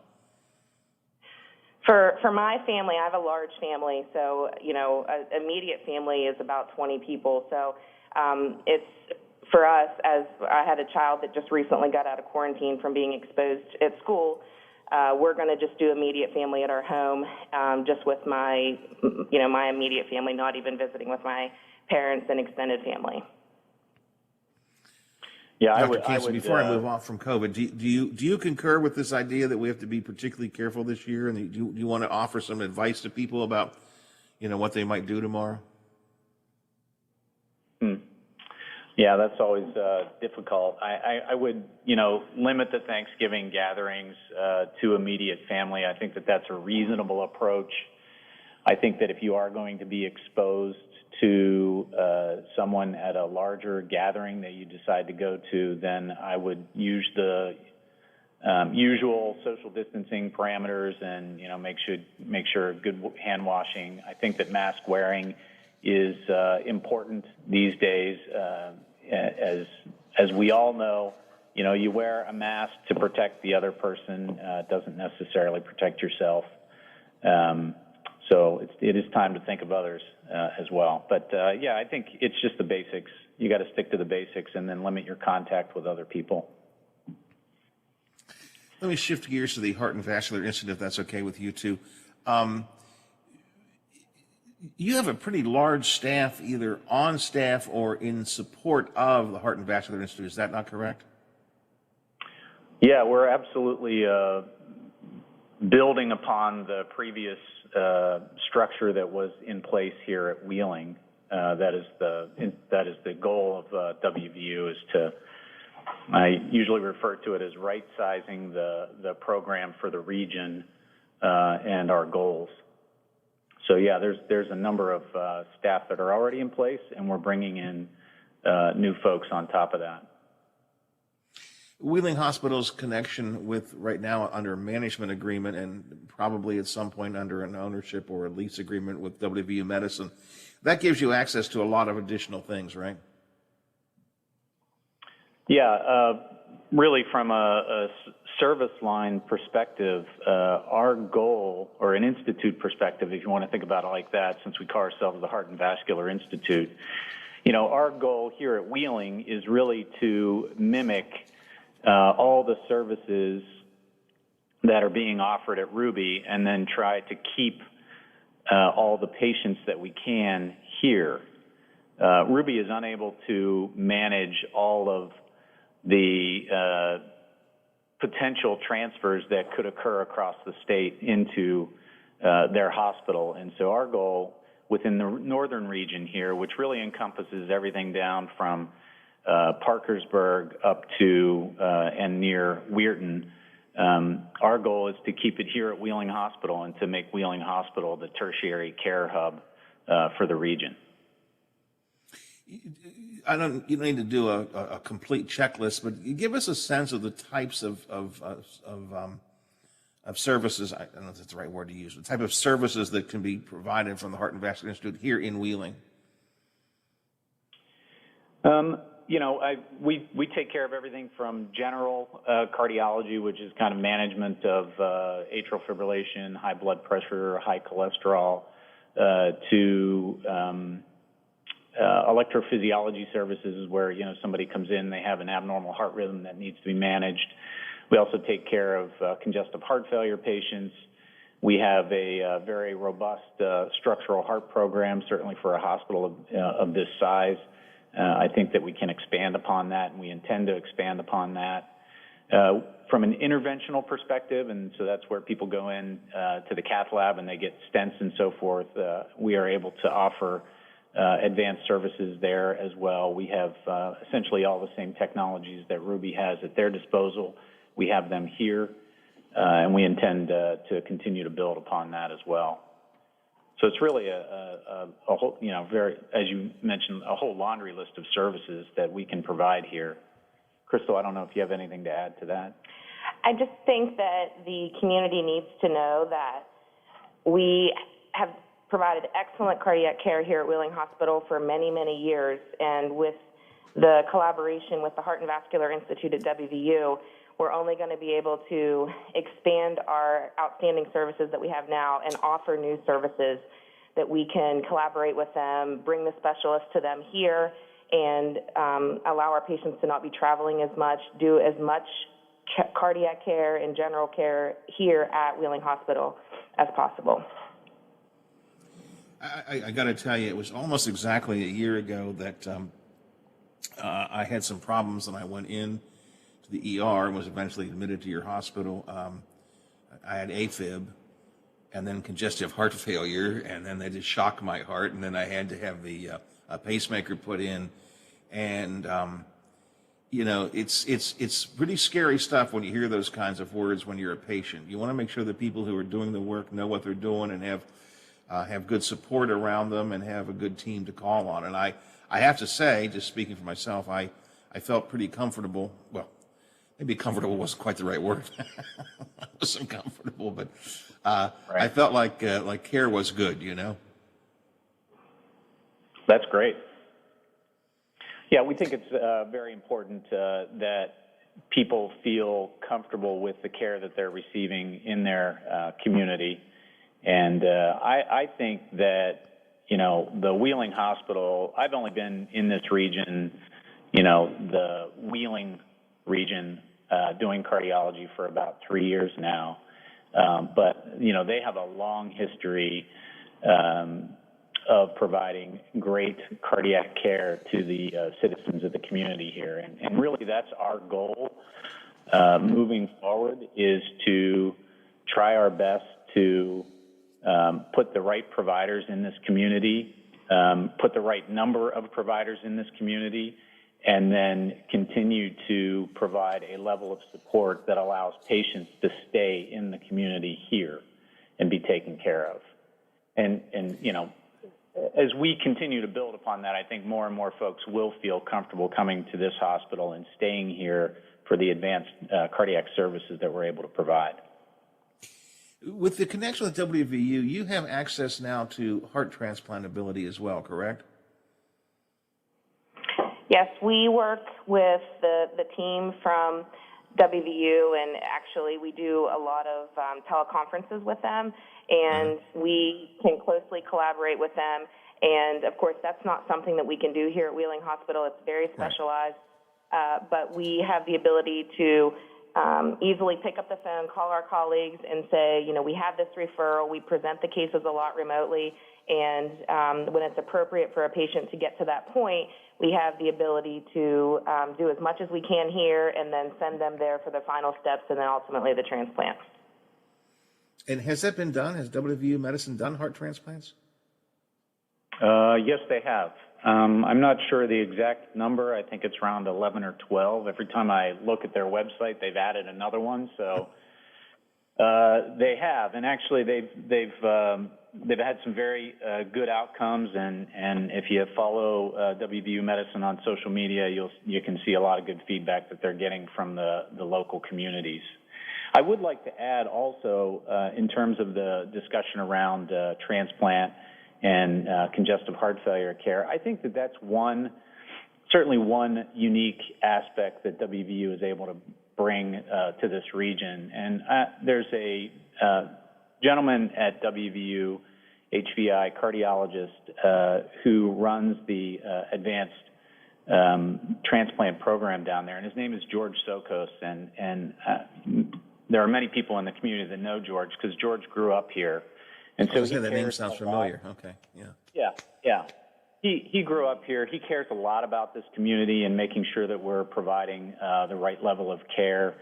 And I know Crystal has, she's already started a foundation of a congestive heart failure program here. What we're trying to do is actually bring in congestive heart failure specialists who can help to run that program and give Crystal the support that she needs to continue to run that. We've also added a congestive heart failure navigator. So what that means is you essentially have a director who can help to manage the congestive heart failure patients that are in the community. And so the goal is to try and take the best care of these patients, keep them out of the hospital, keep them in their homes where they will continue to do well. And the congestive heart failure navigator helps us to put together a plan in the community and becomes a point of contact, or her team becomes a point of contact for these patients on a day-to-day basis to help keep them out of the hospital. We know that when people have recurrent admissions for congestive heart failure that they don't do well. And our goal by keeping them out of the hospital is ultimately, it will keep them alive longer. So you got to make sure that they're on the right medicines, that they're getting the appropriate care that they need, that they're participating in cardiac rehab, that they're staying active, that when they come to the emergency department, that you're able to sort of catch them right then and there, give them the treatment that they need, and then get them back home where they should be.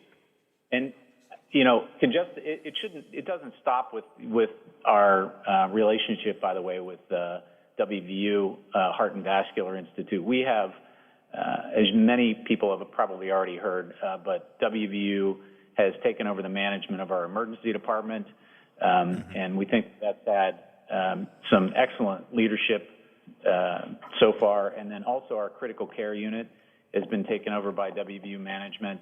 We're working very closely with WVU for our trauma program.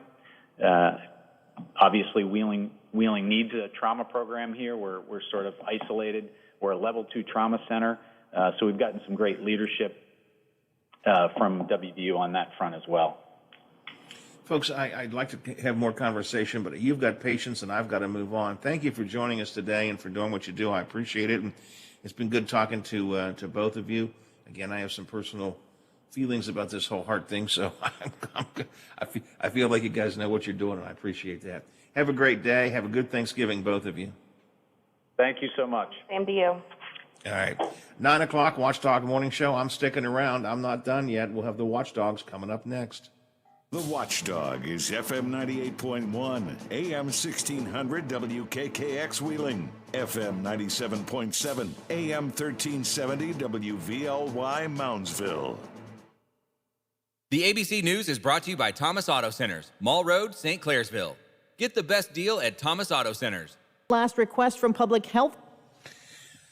Biff, my phone is once again gone to low power.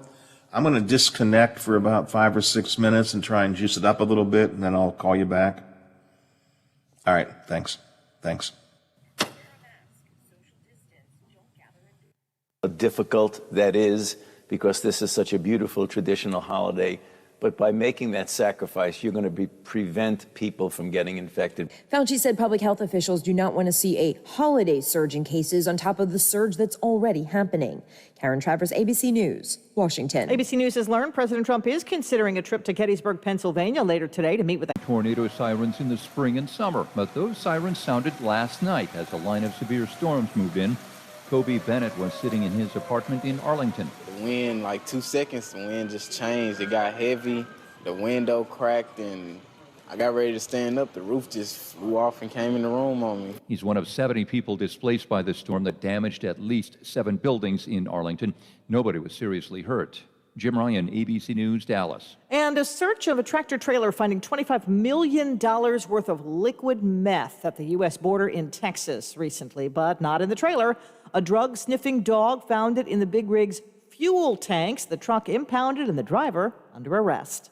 This is ABC News. Dell Technologies just announced their Black Friday sale. They're releasing new doorbusters every weekday, plus up to 50% off cutting-edge tech for your business. There's no better time to upgrade your small business with the latest laptops and desktops with Intel Core processors, plus there's free shipping on everything. Yes, everything. Give Dell Technologies advisors identify the right tech solution for your business. Call 877-ASK-DELL or go to Dell.com/SB Black Friday. That's 877-ASK-DELL. I'm Sherry Preston, ABC News. Highland Sports Complex is the coolest destination for sports and entertainment the Ohio Valley has ever seen. Pop in for some open basketball in our field house or reserve some turf time for your next practice or game on our synthetic fields. Online registration is open for development classes and leagues for youth and adults. Highland Sports is also the hottest destination for birthday parties and other events. So come challenge yourself on our play climb and enjoy your favorite virtual reality game in the arcade. No memberships required, so visit highlandsports.com to find your next entertainment experience and get ready to reach new heights. Frio Stack and Associates Auctioneers, Realtors, Certified Appraisers specializing in antiques, business liquidations, multi-parcel land auctions. Frio Stack and Associates is a regional business offering the executor, attorney, agent, and other individuals the most comprehensive and technologically advanced auction and appraisal services available. For information on our service, call our office at 304-233-3168 or email frioauc@aol.com. Frio Stack and Associates sells the earth and everything on it. For all of your IT needs, visit OmniPerforms.com. Omni Strategic Technologies, the only IT company that the watchdog trusts. Does your dog need groomed or walked? Are you looking for a pet sitter or dog boarding options? If so, call Dirty Paws, Wheeling's newest pet care service, providing the Ohio Valley with everyone's pet care needs. Check us out on Facebook at Dirty Paws WHG or call 304-639-7754. This is Wheeling Fire Chief Larry Helms reminding everyone about the seriousness of this COVID-19 in our region during these colder weather months. This virus is spreading rapidly and could put a strain on our hospitals and emergency services. I am asking everyone to please wear a mask. It's important to make sure your mask covers your nose and your mouth at all times. Wearing a mask is one of the only defensive tactics we have to slow this virus down. Remember, wear a mask, stay apart, and wash your hands. A serious injury from an accident can be just the start of your worries. What if you cannot return to work? How do you take care of your family if you're disabled? At Gelner Law Offices, we represent seriously injured people and understand their problem. We know how to get you fair compensation. We will work hard to make sure you get the money you deserve for your losses. Don't go it alone. If you're hurt in an accident, call us at 304-242-2900 or visit us at gelnerlaw.com. We'd like to help. It's the Christmas traditions that make this time of year so special. Like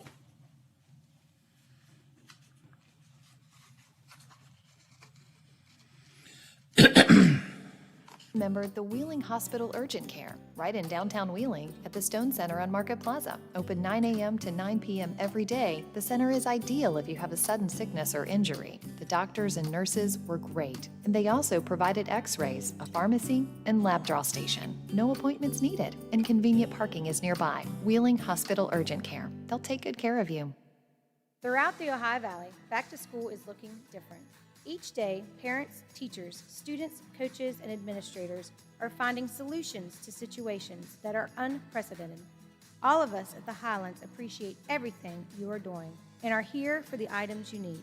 Visit hitthehighlands.com for the current guidelines and updated contact information of our retailers and restaurants. Hello, everyone, from the Watchdog. I'm the Storm Tracker, Darnell Foster, with a look at your local weather forecast for your Wednesday. Look for scattered showers throughout the day, otherwise mostly cloudy and breezy. Highs in the mid to upper 50s. Not falling far for the overnight low, 53 degrees under mostly cloudy skies. Clouds with an ounce or two of sunshine for your Thanksgiving day, with temperatures in the mid to upper 50s. Have yourself a good one, everyone. From the Watchdog, I'm Darnell Foster. The views and opinions expressed on the following program are not necessarily those of this station or its sponsors.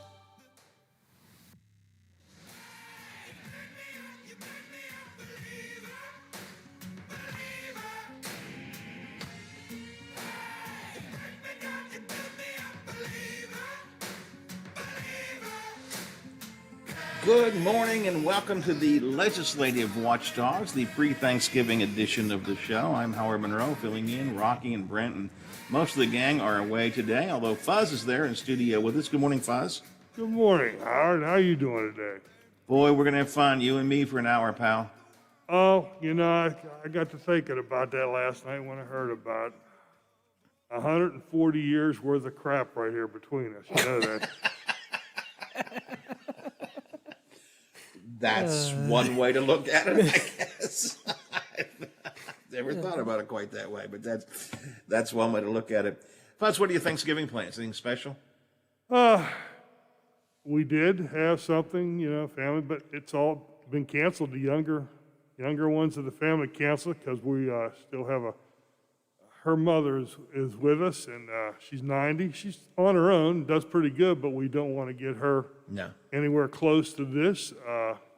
So we're getting all the meals together at our house, and we're bagging them up. And Thursday there'll be Meals on Wheels from the family.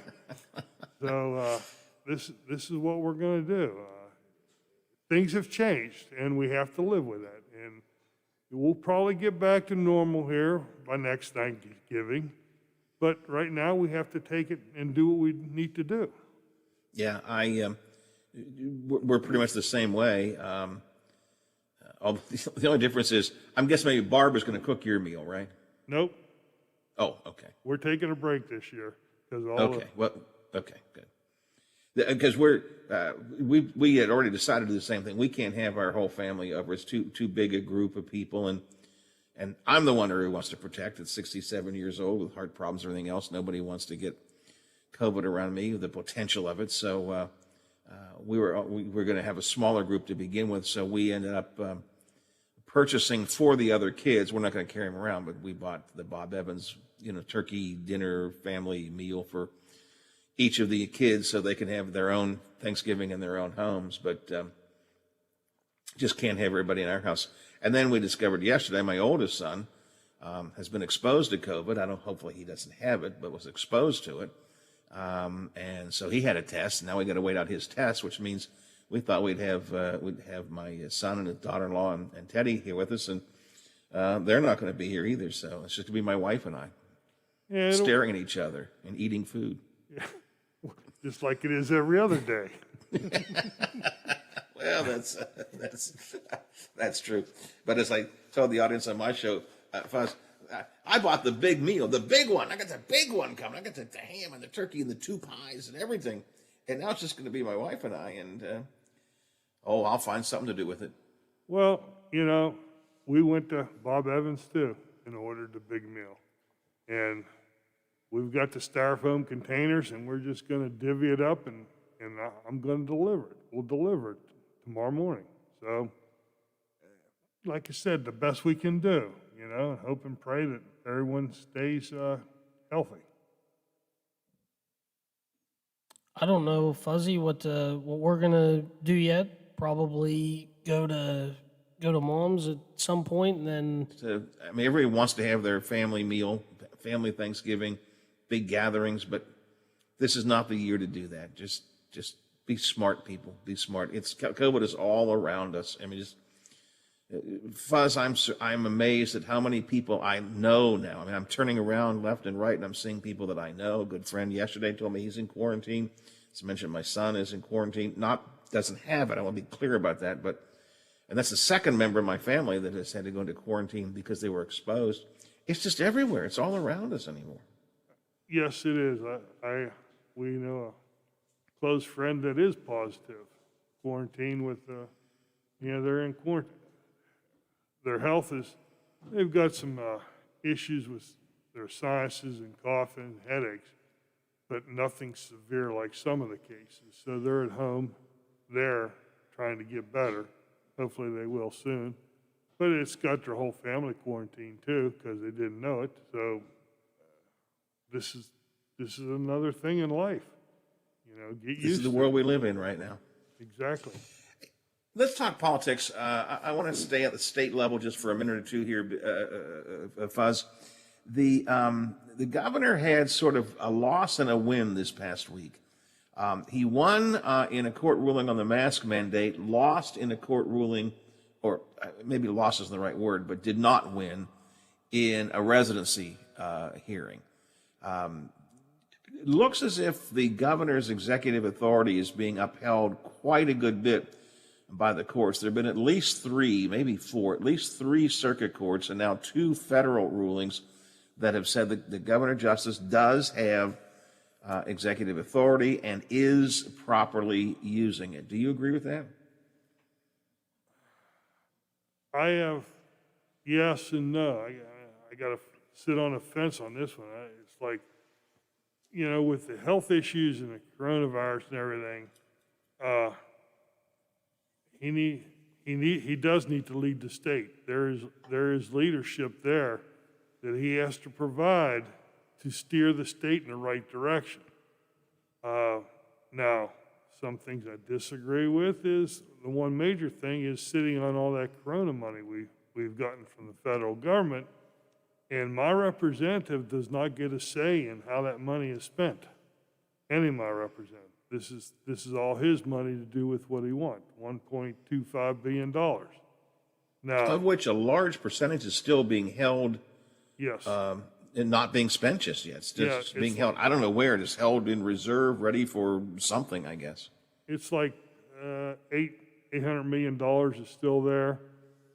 And there's a time limit on this. From my understanding, it's after December 31st, it goes back to the federal government. Yeah. So what's happening? There are a lot of small businesses and people that are hurting that could need the money, period. It's that simple. Yeah, I'm with you. I'm somewhat on the fence on this because I actually do support the concept of the executive authority. I have some questions about how long can it go on? Can he just use these emergency powers? Can he use these emergency powers forever? I mean, how long can this state of emergency go on? So I have some concerns about that. But I tend to agree that he should have the ability to make some of these decisions. But I'm with you on the CARES money. That money should get delivered and should have been delivered by now directly to people who need it, businesses and maybe individuals. And I don't understand why we're not holding it, or why we're holding it, why we're not just getting it all out right away. And we didn't do it right away. And I know the governor had said at one point, well, it's not as easy as just saying we're going to do it. We have to have a system and a process and all that kind of stuff. But still, I think that, I think he's a little bit off base on that. And the biggest thing to me, Fuzz, is as you point out, no input at all from the legislature. And this is what scares me is, there's a set of rules that he's supposed to be following from the federal government. What happens if the new administration takes over and they start checking into how this money was spent? And they feel that it's what happened might have been wrong. Who are they coming after? I mean, is it going to be on our back because of what he did wrong, if he did anything wrong? And we have to make up for it? I have reservations about how this whole deal's happening because of that. Well, I think that there should be some shared responsibility. He should have called this legislature into session to discuss it, maybe not even for their approval. Okay, I can hear the argument that he is the governor, he has the emergency powers to do this, but he should have called them into session and had at least a discussion and a review and get some advice. And I'm not talking about what he said 6 months ago or so. Well, I have a suggestion box. Why don't you use a suggestion? Crap on that. He needs to have a conversation with these folks. And I guess he does meet with some of the primarily Republican legislators, but it seems to me the legislature ought to have at least some input, if not control, at least some input. And I think, Fuzz, and see if you agree, because you're a good legislative watcher, I can't help but think the legislature itself will take that issue up when they meet in their regular session in February. It's hard to tell what they're going to take up, to me. I mean, and I think you're right. They could be taking that up. They might want to take up the part of the Constitution where it says the governor will reside in the seat of governor, in Charleston, because that ruling, we found out that he is supposed to be staying there. But there's so many things. The Republicans have the lead. I mean, they own it all. So are they going to keep going down the road they've always been going? Because if they do, we're going to be really, really in bad shape, the way I feel. So they're going to have to step up to the plate and start doing something for the people of this state. Last Saturday to me was a prime example. Myself and Tom Hoffman from the Central Labor Council, we helped with the food distribution up there in North Wheeling. It started at 11. Got there about 10:30, start packing boxes. There was traffic from the Wonder Bread building all the way north to where Sacred Heart Church used to be. That was a half hour before it even opened. And they did like 200 boxes they passed out with food on Saturday. It was like they were coming through left and right. Tom and I, with a lot of other volunteers, were inside. Thanked the fire department, the sheriff's department, police department. They all had volunteers up there working this. But we packed a pile of boxes with a lot of food. And it was, these people need it. And this is one of the things we need to start taking care of is the people of the state. If you got this many people coming out for food boxes, there's something wrong. And I don't know what it is, but we need to work on it. Yeah, I completely agree, although I depressed myself by looking at some of the social media comments that I saw. And, people were referencing the Reverend Cummings basket giveaway. And why these people are just freeloaders and they're just taking the food, they should get out and get a job.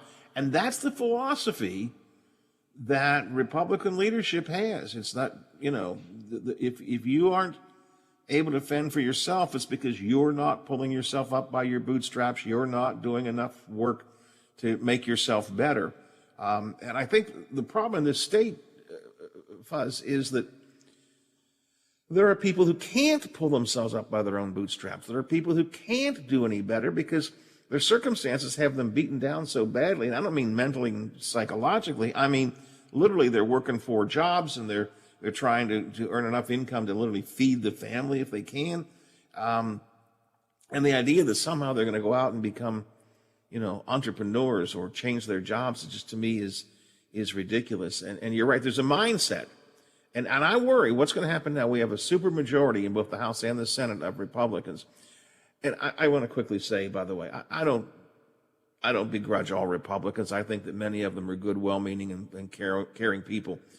But very often leadership takes them down a path that seems to be uncaring. And with that in mind, what do you know about Senator Blair? He's the likely new president of the Senate. He's been around for a while, a well-known figure. You've worked with him, I'm sure. Yes. What kind of a Senate president do you think he's likely to be? This will be hard. This will be fun to watch and hard to watch because, in all honesty, I was cussed out by him just walking in his door because he knew I worked for the union. So, Really? Yeah, he wasn't afraid to cuss people out right there in the halls, anywhere, say anything to them. So, taking on this position as president of the Senate, he is going to have to temper what he says because he is there to guide the Senate, not do it his way all the time. He has a responsibility to run the government as the Constitution calls for. So it'll be fun to watch because I don't know if he's got the temperament or he can dial it back enough to be a good leader. I'm not saying it isn't The there, best but example of that, the best example I can think of was when Senator Kessler was the Senate president. And he really had to put his partisanship down because you're not really supposed to, obviously you're going to always hold on to your partisanship to some extent. But, Senator Kessler wasn't able to make the kind of fiery floor speeches he might make as a member of the party when he was the leader of the Senate. And I think that's your point, is that when you're the Senate president, you are expected to somehow be more of a leader of the entire body. Of course, the problem this year is going to be, Fuss, that entire body is almost entirely Republicans. well, that's correct. And they've got the wheel to the ship.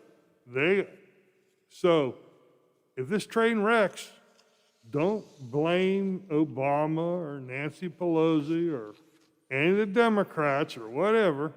You've had complete control of the ship. So, watch what you're doing. So you need to work on things for the people.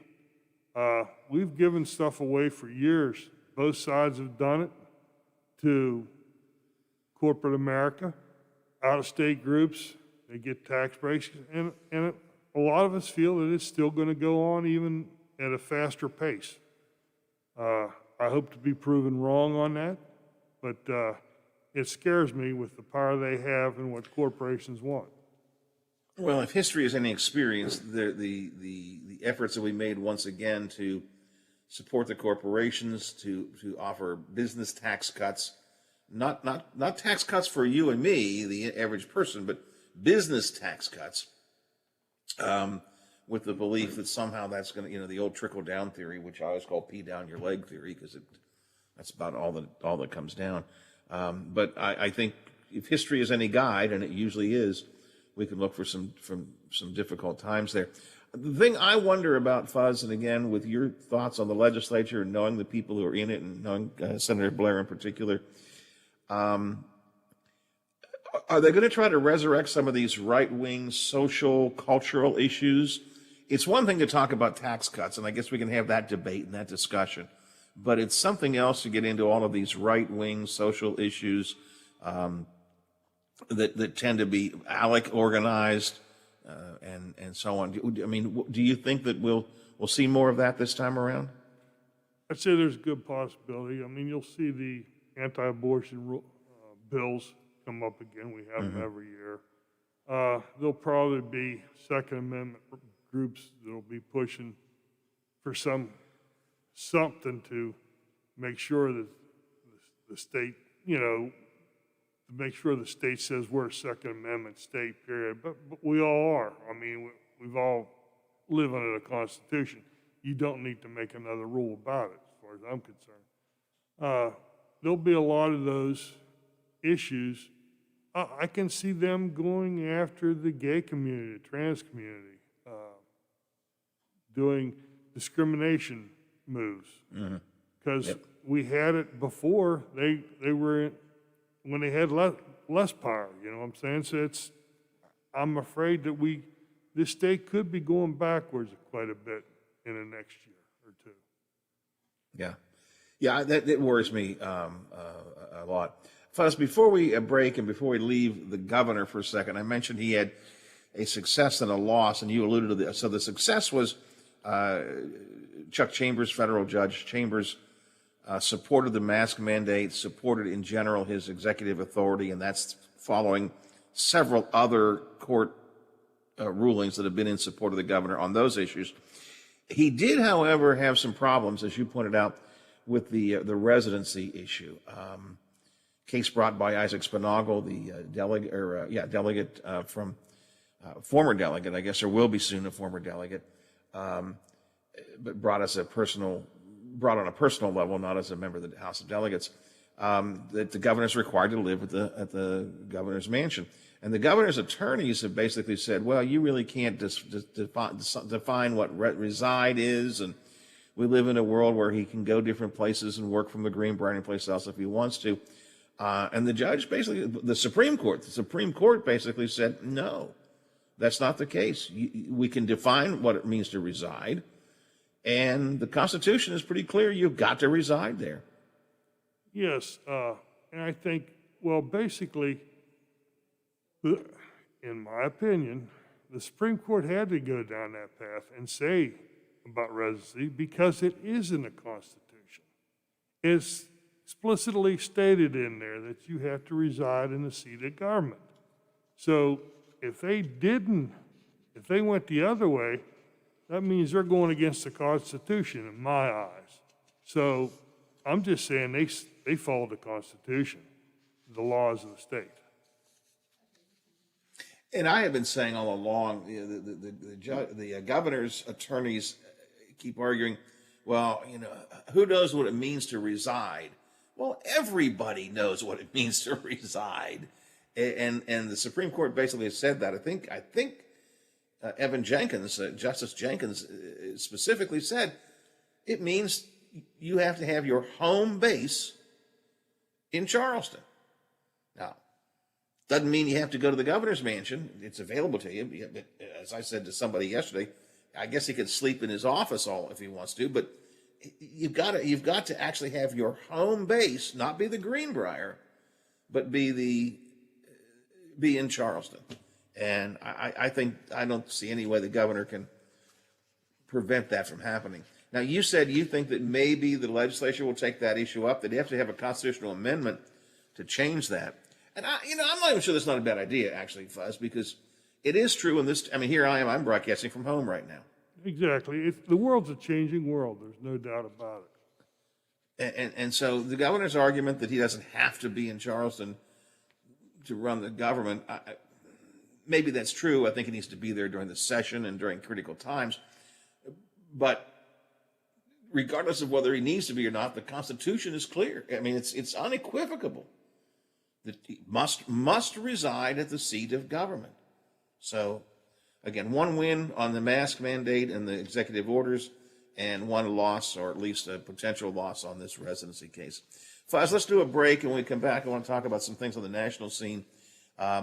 Senator Capito held out as long as she could, but finally had to say, I guess Biden's the president, or president-elect. We'll talk about that. And Cecil Roberts had some tough things to say as well. So we'll talk about all of that coming up in a minute or two. Okay. You are with the legislative here on the Watchdog here on the day before Thanksgiving as we tape this, 9:33, 27 till the hour. Fuzz is with me. I'm Howard Monroe, filling in for Rocky and Brent and all the rest of the gang. I guess we're the only ones they figured would work on the day before Thanksgiving, huh, Fuzz? Well, and they might be out of a job. I mean, you're replacing 3 other guys. I mean, that's a great point. It's a good point. It's a good point. That's why I always want, when I'm away on vacation, I want somebody who's good but not too good filling in for me. I understand that. I want him to say, that guy does a pretty good job. nowhere near as good as Howard. But because I don't want him to. Well, by golly, this guy could take Howard's job. All right, quick break. We'll be back on the Watchdog and the legislative watchdogs. The Metro News Update is brought to you by Thomas Auto Centers, Mall Road, St. Clairsville. Get the best deal at Thomas Auto Centers.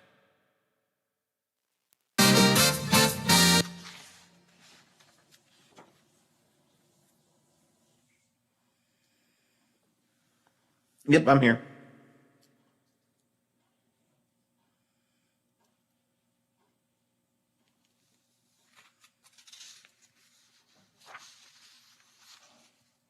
Mm-hmm.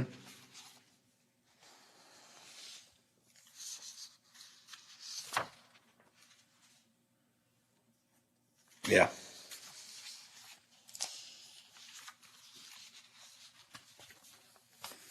Well, listen, they vote against their own self-interest. No. And yet there they are, in need of support. So.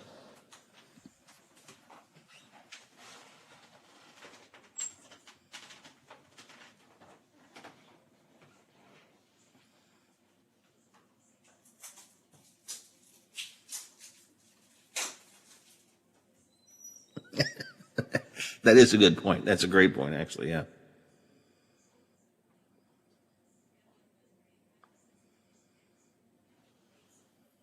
Yep. Okay.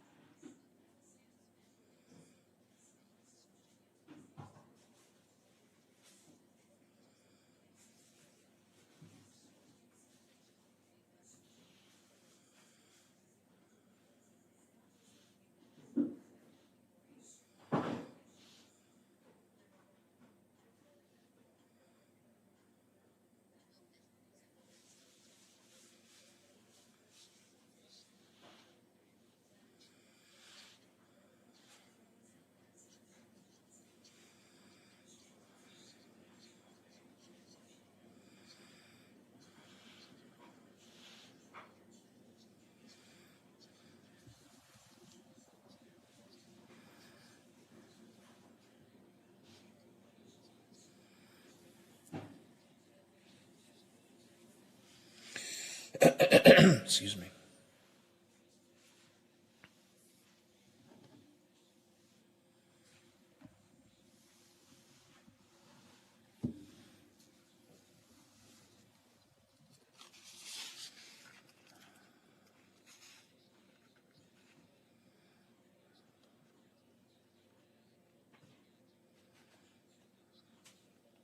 .com. I'm Mike Sennett on the Watchdog. Highland Sports Complex is the coolest destination for sports and entertainment the Ohio Valley has ever seen. Pop in for some open basketball in our field house or reserve some turf time for your next practice or game on our synthetic fields. Online registration is open for development classes and leagues for youth and adults. Highland Sports is also the hottest destination for birthday parties and other events. So come challenge yourself on our play climb and enjoy your favorite virtual reality game in the arcade. No memberships required, so visit highlandsports.com to find your next entertainment experience and get ready to reach new heights. This is Wheeling Fire Chief Larry Helms reminding everyone about the seriousness of this COVID-19 in our region during these colder weather months. This virus is spreading rapidly and can put a strain on our hospitals and emergency services. I am asking everyone to please wear a mask. It's important to make sure your mask covers your nose and your mouth at all times. Wearing a mask is one of the only defensive tactics we have to slow this virus down. Remember, wear a mask, stay apart, and wash your hands. Throughout the Ohio Valley, back to school is looking different. Each day, parents, teachers, students, coaches, and administrators are finding solutions to situations that are unprecedented. All of us at the Highlands appreciate everything you are doing and are here for the items you need. Visit hitthehighlands.com for the current guidelines and updated contact information of our retailers and restaurants. Hello, everyone. From the Watchdog, I'm the Storm Tracker, Darnell Foster, with a look at your local weather forecast for your Wednesday. Look for scattered showers throughout the day, otherwise mostly cloudy and breezy. Highs in the mid to upper 50s. Not falling far for the overnight low, 53 degrees under mostly cloudy skies. Clouds with an ounce or two of sunshine for your Thanksgiving day, with temperatures in the mid to upper 50s. Have yourself a good one, everyone. From the Watchdog, I'm Darnell Foster.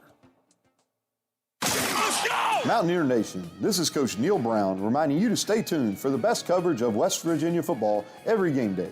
Coverage starts 3.5 hours before kickoff, and don't forget to join me each Thursday night at 6 o'clock for my coach's show live from Kegler Sports Bar and Grill in Morgantown, right here on your station for the West Virginia Mountaineers. The Watchdog. The perfect cure for your quarantine blues. The Watchdog on Facebook Live. Watch The Watchdog weekdays on Facebook Live, beginning with the morning show with Howard Monroe at 7 a.m. Local talk radio, Watchdog style. Give us a call and tell us what you're thinking. Locally, 304-214-1600. Out of the area, toll free, 866-514-1600 or 304-232-8255.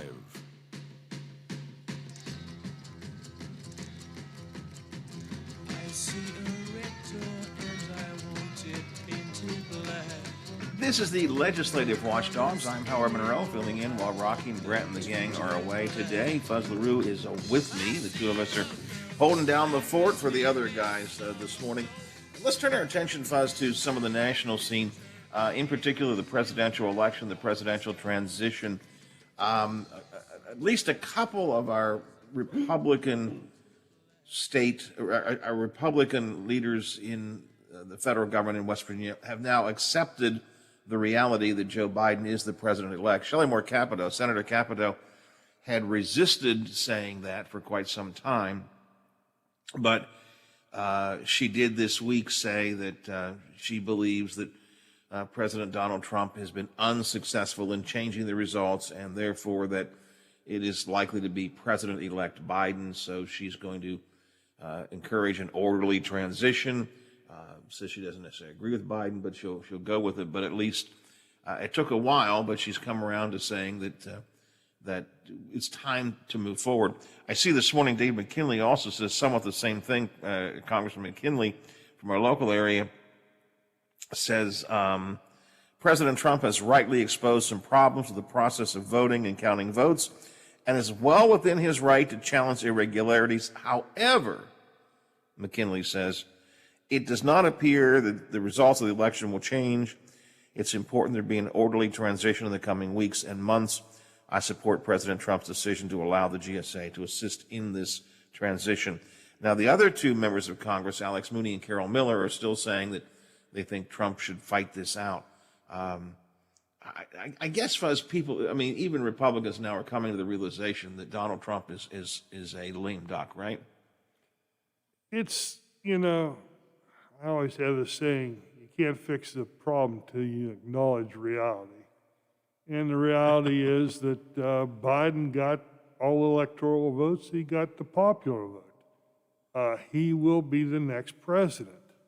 So do you want to keep going down this path of self-destruction, or do you want to help move the nation forward? So, you've got to acknowledge what went on. So get with the program or go home. I mean, resign. I mean, that's all I can say. It goes even deeper than what you said, though, because what's really happening here, in my opinion, from Donald Trump is trying to subvert democracy. I mean, as you point out, Biden won the popular vote, won the electoral vote, and won them both significantly. And even if there are recounts held, he's not going to make up the lost ground. This is a guy who just believes he owns that office and doesn't want to give it up. And also, Biden won all the court cases. Every case. Yeah, the challenges that the President Trump has brought and his legal team have brought, they were almost literally laughed out of court. I mean, almost literally laughed out of court. The legal arguments were so weak and the presentations were so poor. I don't think there's been a single case that they've won. Every single case that they brought in different states, basically the courts have said, get out of here. This is ridiculous.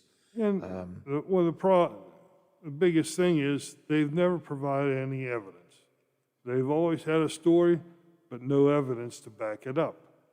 And this is what our legal process is about. You present the evidence, all the evidence, and then you let the chips fall where they may. And this is what we're seeing right now. There is no evidence to support anything that is being said about election fraud.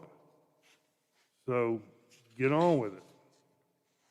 And the Trump's team has made real vague presentations about, well, we know someone who says they heard someone, found ballots, or we know someone who says that their ballot, but there's no evidence of that. There's no proof of that. There's no firsthand evidence of anybody being able to say, yes, here's what happened. My vote was stolen from me, misused by fraud or what have you.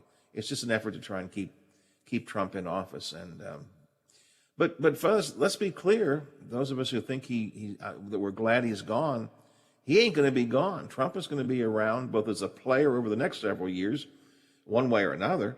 And I mean, he's talking about making a run again in 2024. Yeah, I mean, that'll be fun to watch. You'll see what the Republicans do. He's going to be around because of all the crazy things that he's done to hurt this nation.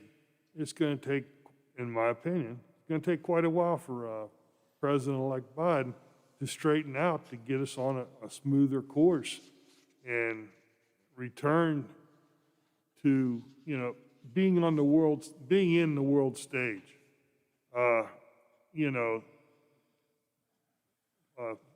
Good case in point was this last weekend when the G20 met, and they were doing a big talk about the coronavirus, what they could do across the world.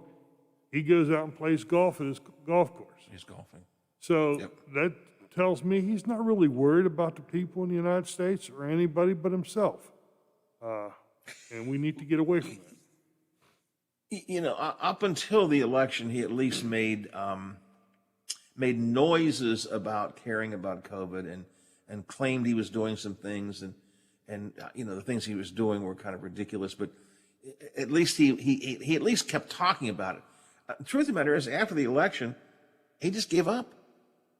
I mean, he may be fighting to keep his seat, to keep his office with the recounts and so on, but he basically gave up. He hasn't addressed the coronavirus issue at all since the election, and yet COVID is running rampant around this country. We're reaching the same kind of levels we had early on in the whole pandemic, and he just is completely ignoring it. I mean, let's be honest. What's the biggest thing Donald Trump did this week? Do you know what that was? Golf. Pardon the turkeys.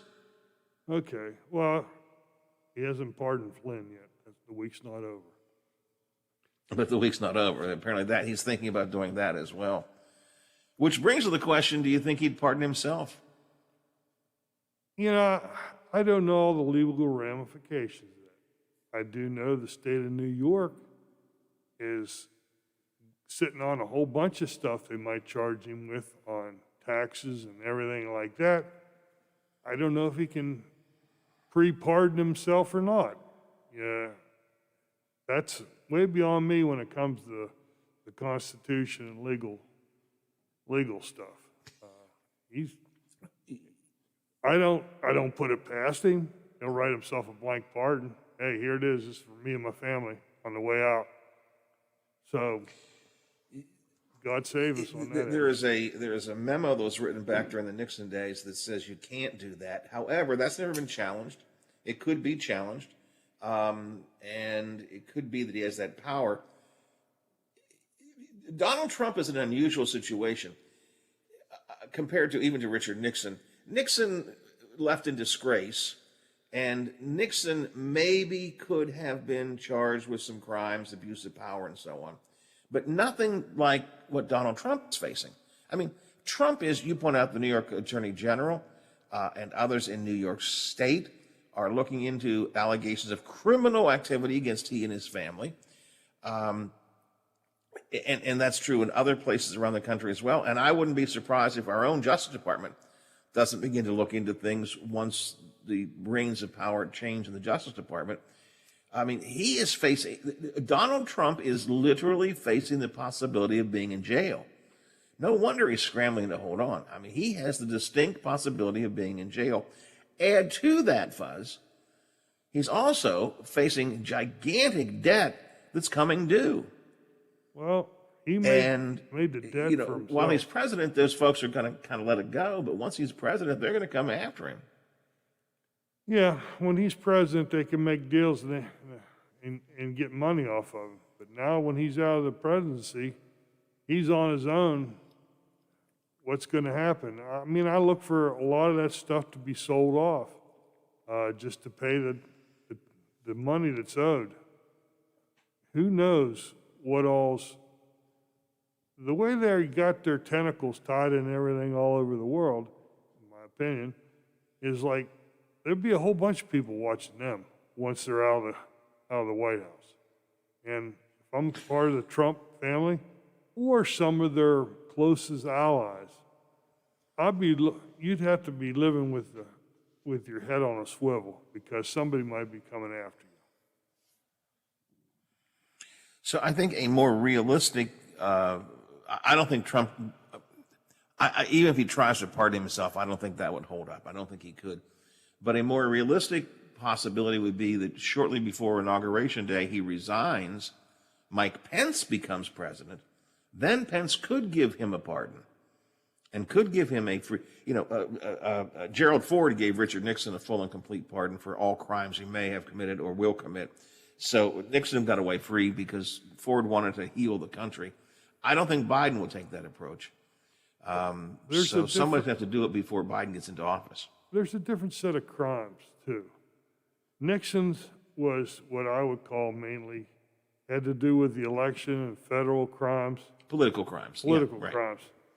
But with Trump and his tax dealings and everything else, I see there being state crimes there, to where, can you pardon? I was always told and read that, it's kind of hard to pardon for state crimes, especially taxes and stuff of that nature. So I can't tell you I don't even guess what's going to go on about that. Well, I don't think the president, any president, whether it's Trump or Biden or Pence, I don't think any president can pardon anyone for a state crime. I don't think, I could be wrong, but I'm almost positive that's the case. They can pardon him for federal crimes, but I don't think they can give him a pardon for other crimes. So whether or not somebody wants to be kind to him, whether or not Trump wants to resign and let Pence pardon him, I don't think that would cover all that could come down the road as time goes by. And again, we've never had someone as criminal. We've never had a crime family in the White House before, and that's what's there. Yeah, I'm going to get texts on that. People telling me, it's ridiculous. Why do you say that? But that's what we have. The Trump family operates like a crime family. Yeah, what was the crime show the mob show you used to watch? The Sopranos? The Sopranos.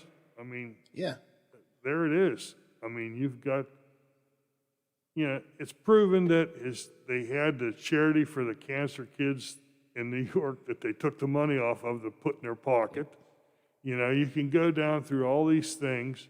He has stiffed a whole bunch of contractors building his places. That's documented. So you've got all these red flags that keep coming up all the time from various members of his whole family. So it's like a Sopranos to me on a real life show. Fuzz, with a handful of minutes left to go, let's talk about what could happen next, both statewide and nationally. Let's look to. Do you have any optimism that things will change? We've talked about what we anticipate some real problems during the legislative session. We're talking about Trump is going to be in trouble, I think. But, I mean, can we really heal the country? Can we really turn things around? I felt that this was going to be a year, for example, in West Virginia, where Democrats would make some inroads. I really did believe this was a year that Democrats would make some inroads. And it turned out to be the exact opposite. Are you and I just whistling in the wind when we think that's going to happen? You know,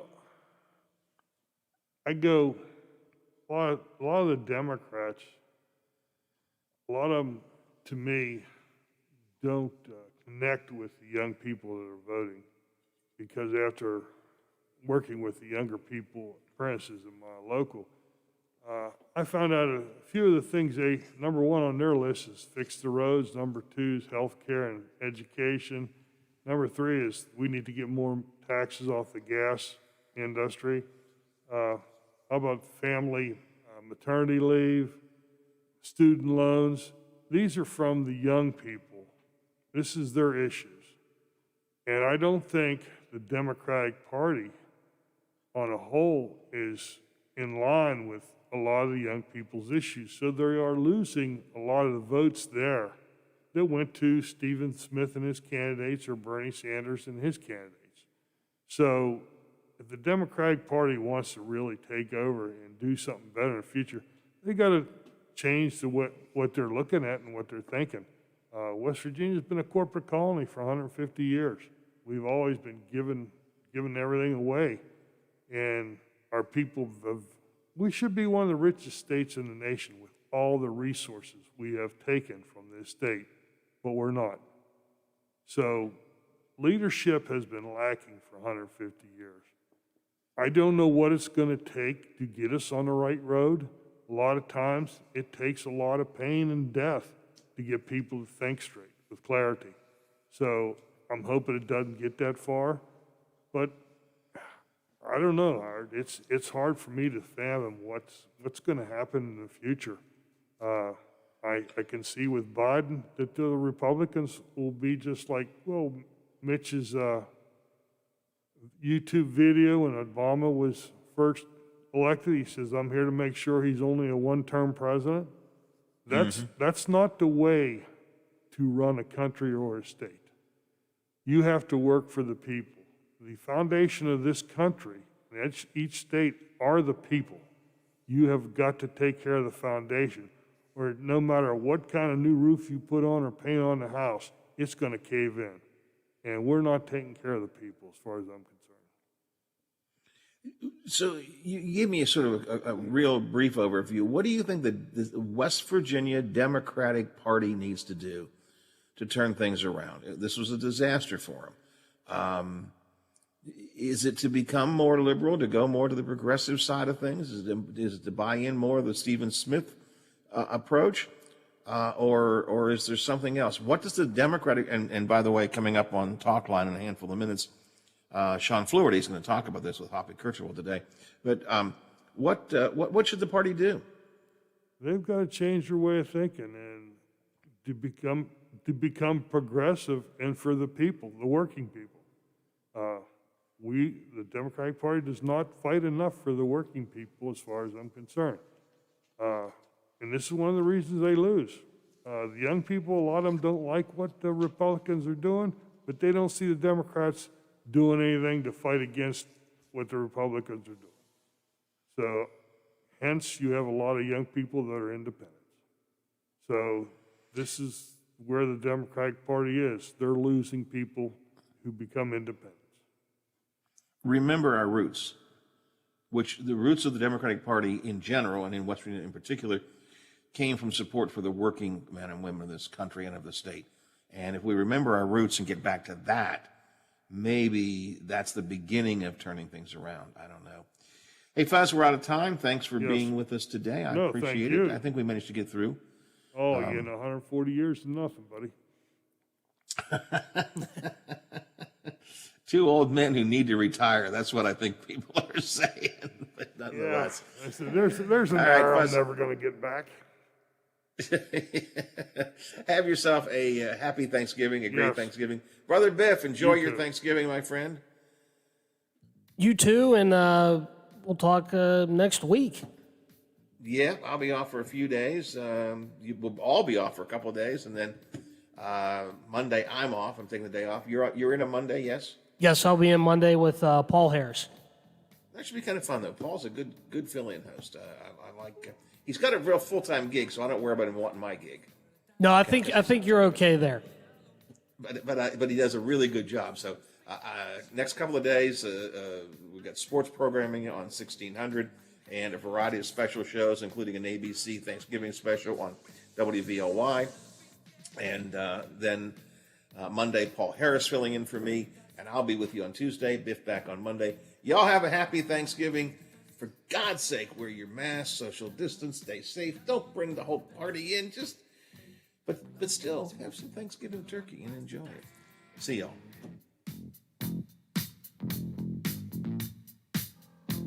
The Watchdog is FM 98.1, AM 1600 WKKX Wheeling, FM 97.7, AM 1370 WVLY Moundsville. The ABC News is brought to you by Thomas Auto Centers, Mall Road, St. Clairsville. Get the best deal at Thomas Auto Centers. ABC News. I'm Sherry Preston. The number of people being forced to file for unemployment benefits is rising once again. ABC's Aaron Katursky has been looking at the numbers. It appears the surging virus is causing new layoffs. 778,000 people filed new claims for unemployment benefits last week. Such claims had been dropping as people laid off in the spring were rehired. But since then, said economist Megan Green at Harvard's Kennedy School, our recovery's gone sideways. It's a lot harder to hire the last 20% of workers who lost their jobs than it was to rehire the first 20%. the labor market had already lost some momentum before the surge in infections, and there's fear of another surge in the weeks following Thanksgiving. Aaron Katursky, ABC News, New York. President-elect Biden to begin getting national security briefings beginning today. Here's ABC White House correspondent Rachel Scott. President Trump still refusing to concede an election. The president-elect said that the chief of staff from the two administrations are now in touch, that he'll soon start receiving those classified national security briefings, and that his team is also working with Operation Warp Speed on plans to distribute a coronavirus vaccine when it is made available. There is, of course, the fear that some Americans won't take the vaccine when it's available, even though experts like Dr. Anthony Fauci say there should be no doubts about its safety. The process by which the vaccines were made were a standard process that was rapid because of exquisite scientific advances and the investment of an extraordinary amount of money. It did not compromise safety, and it did not compromise scientific integrity. Dr. Fauci on Good Morning America. There's actually been an alarming new surge in COVID-19 cases, 167,000, 2,000 deaths, all on Tuesday alone. Iowa, Missouri, Idaho, Montana, all seeing big jump in positive test results. Almost a million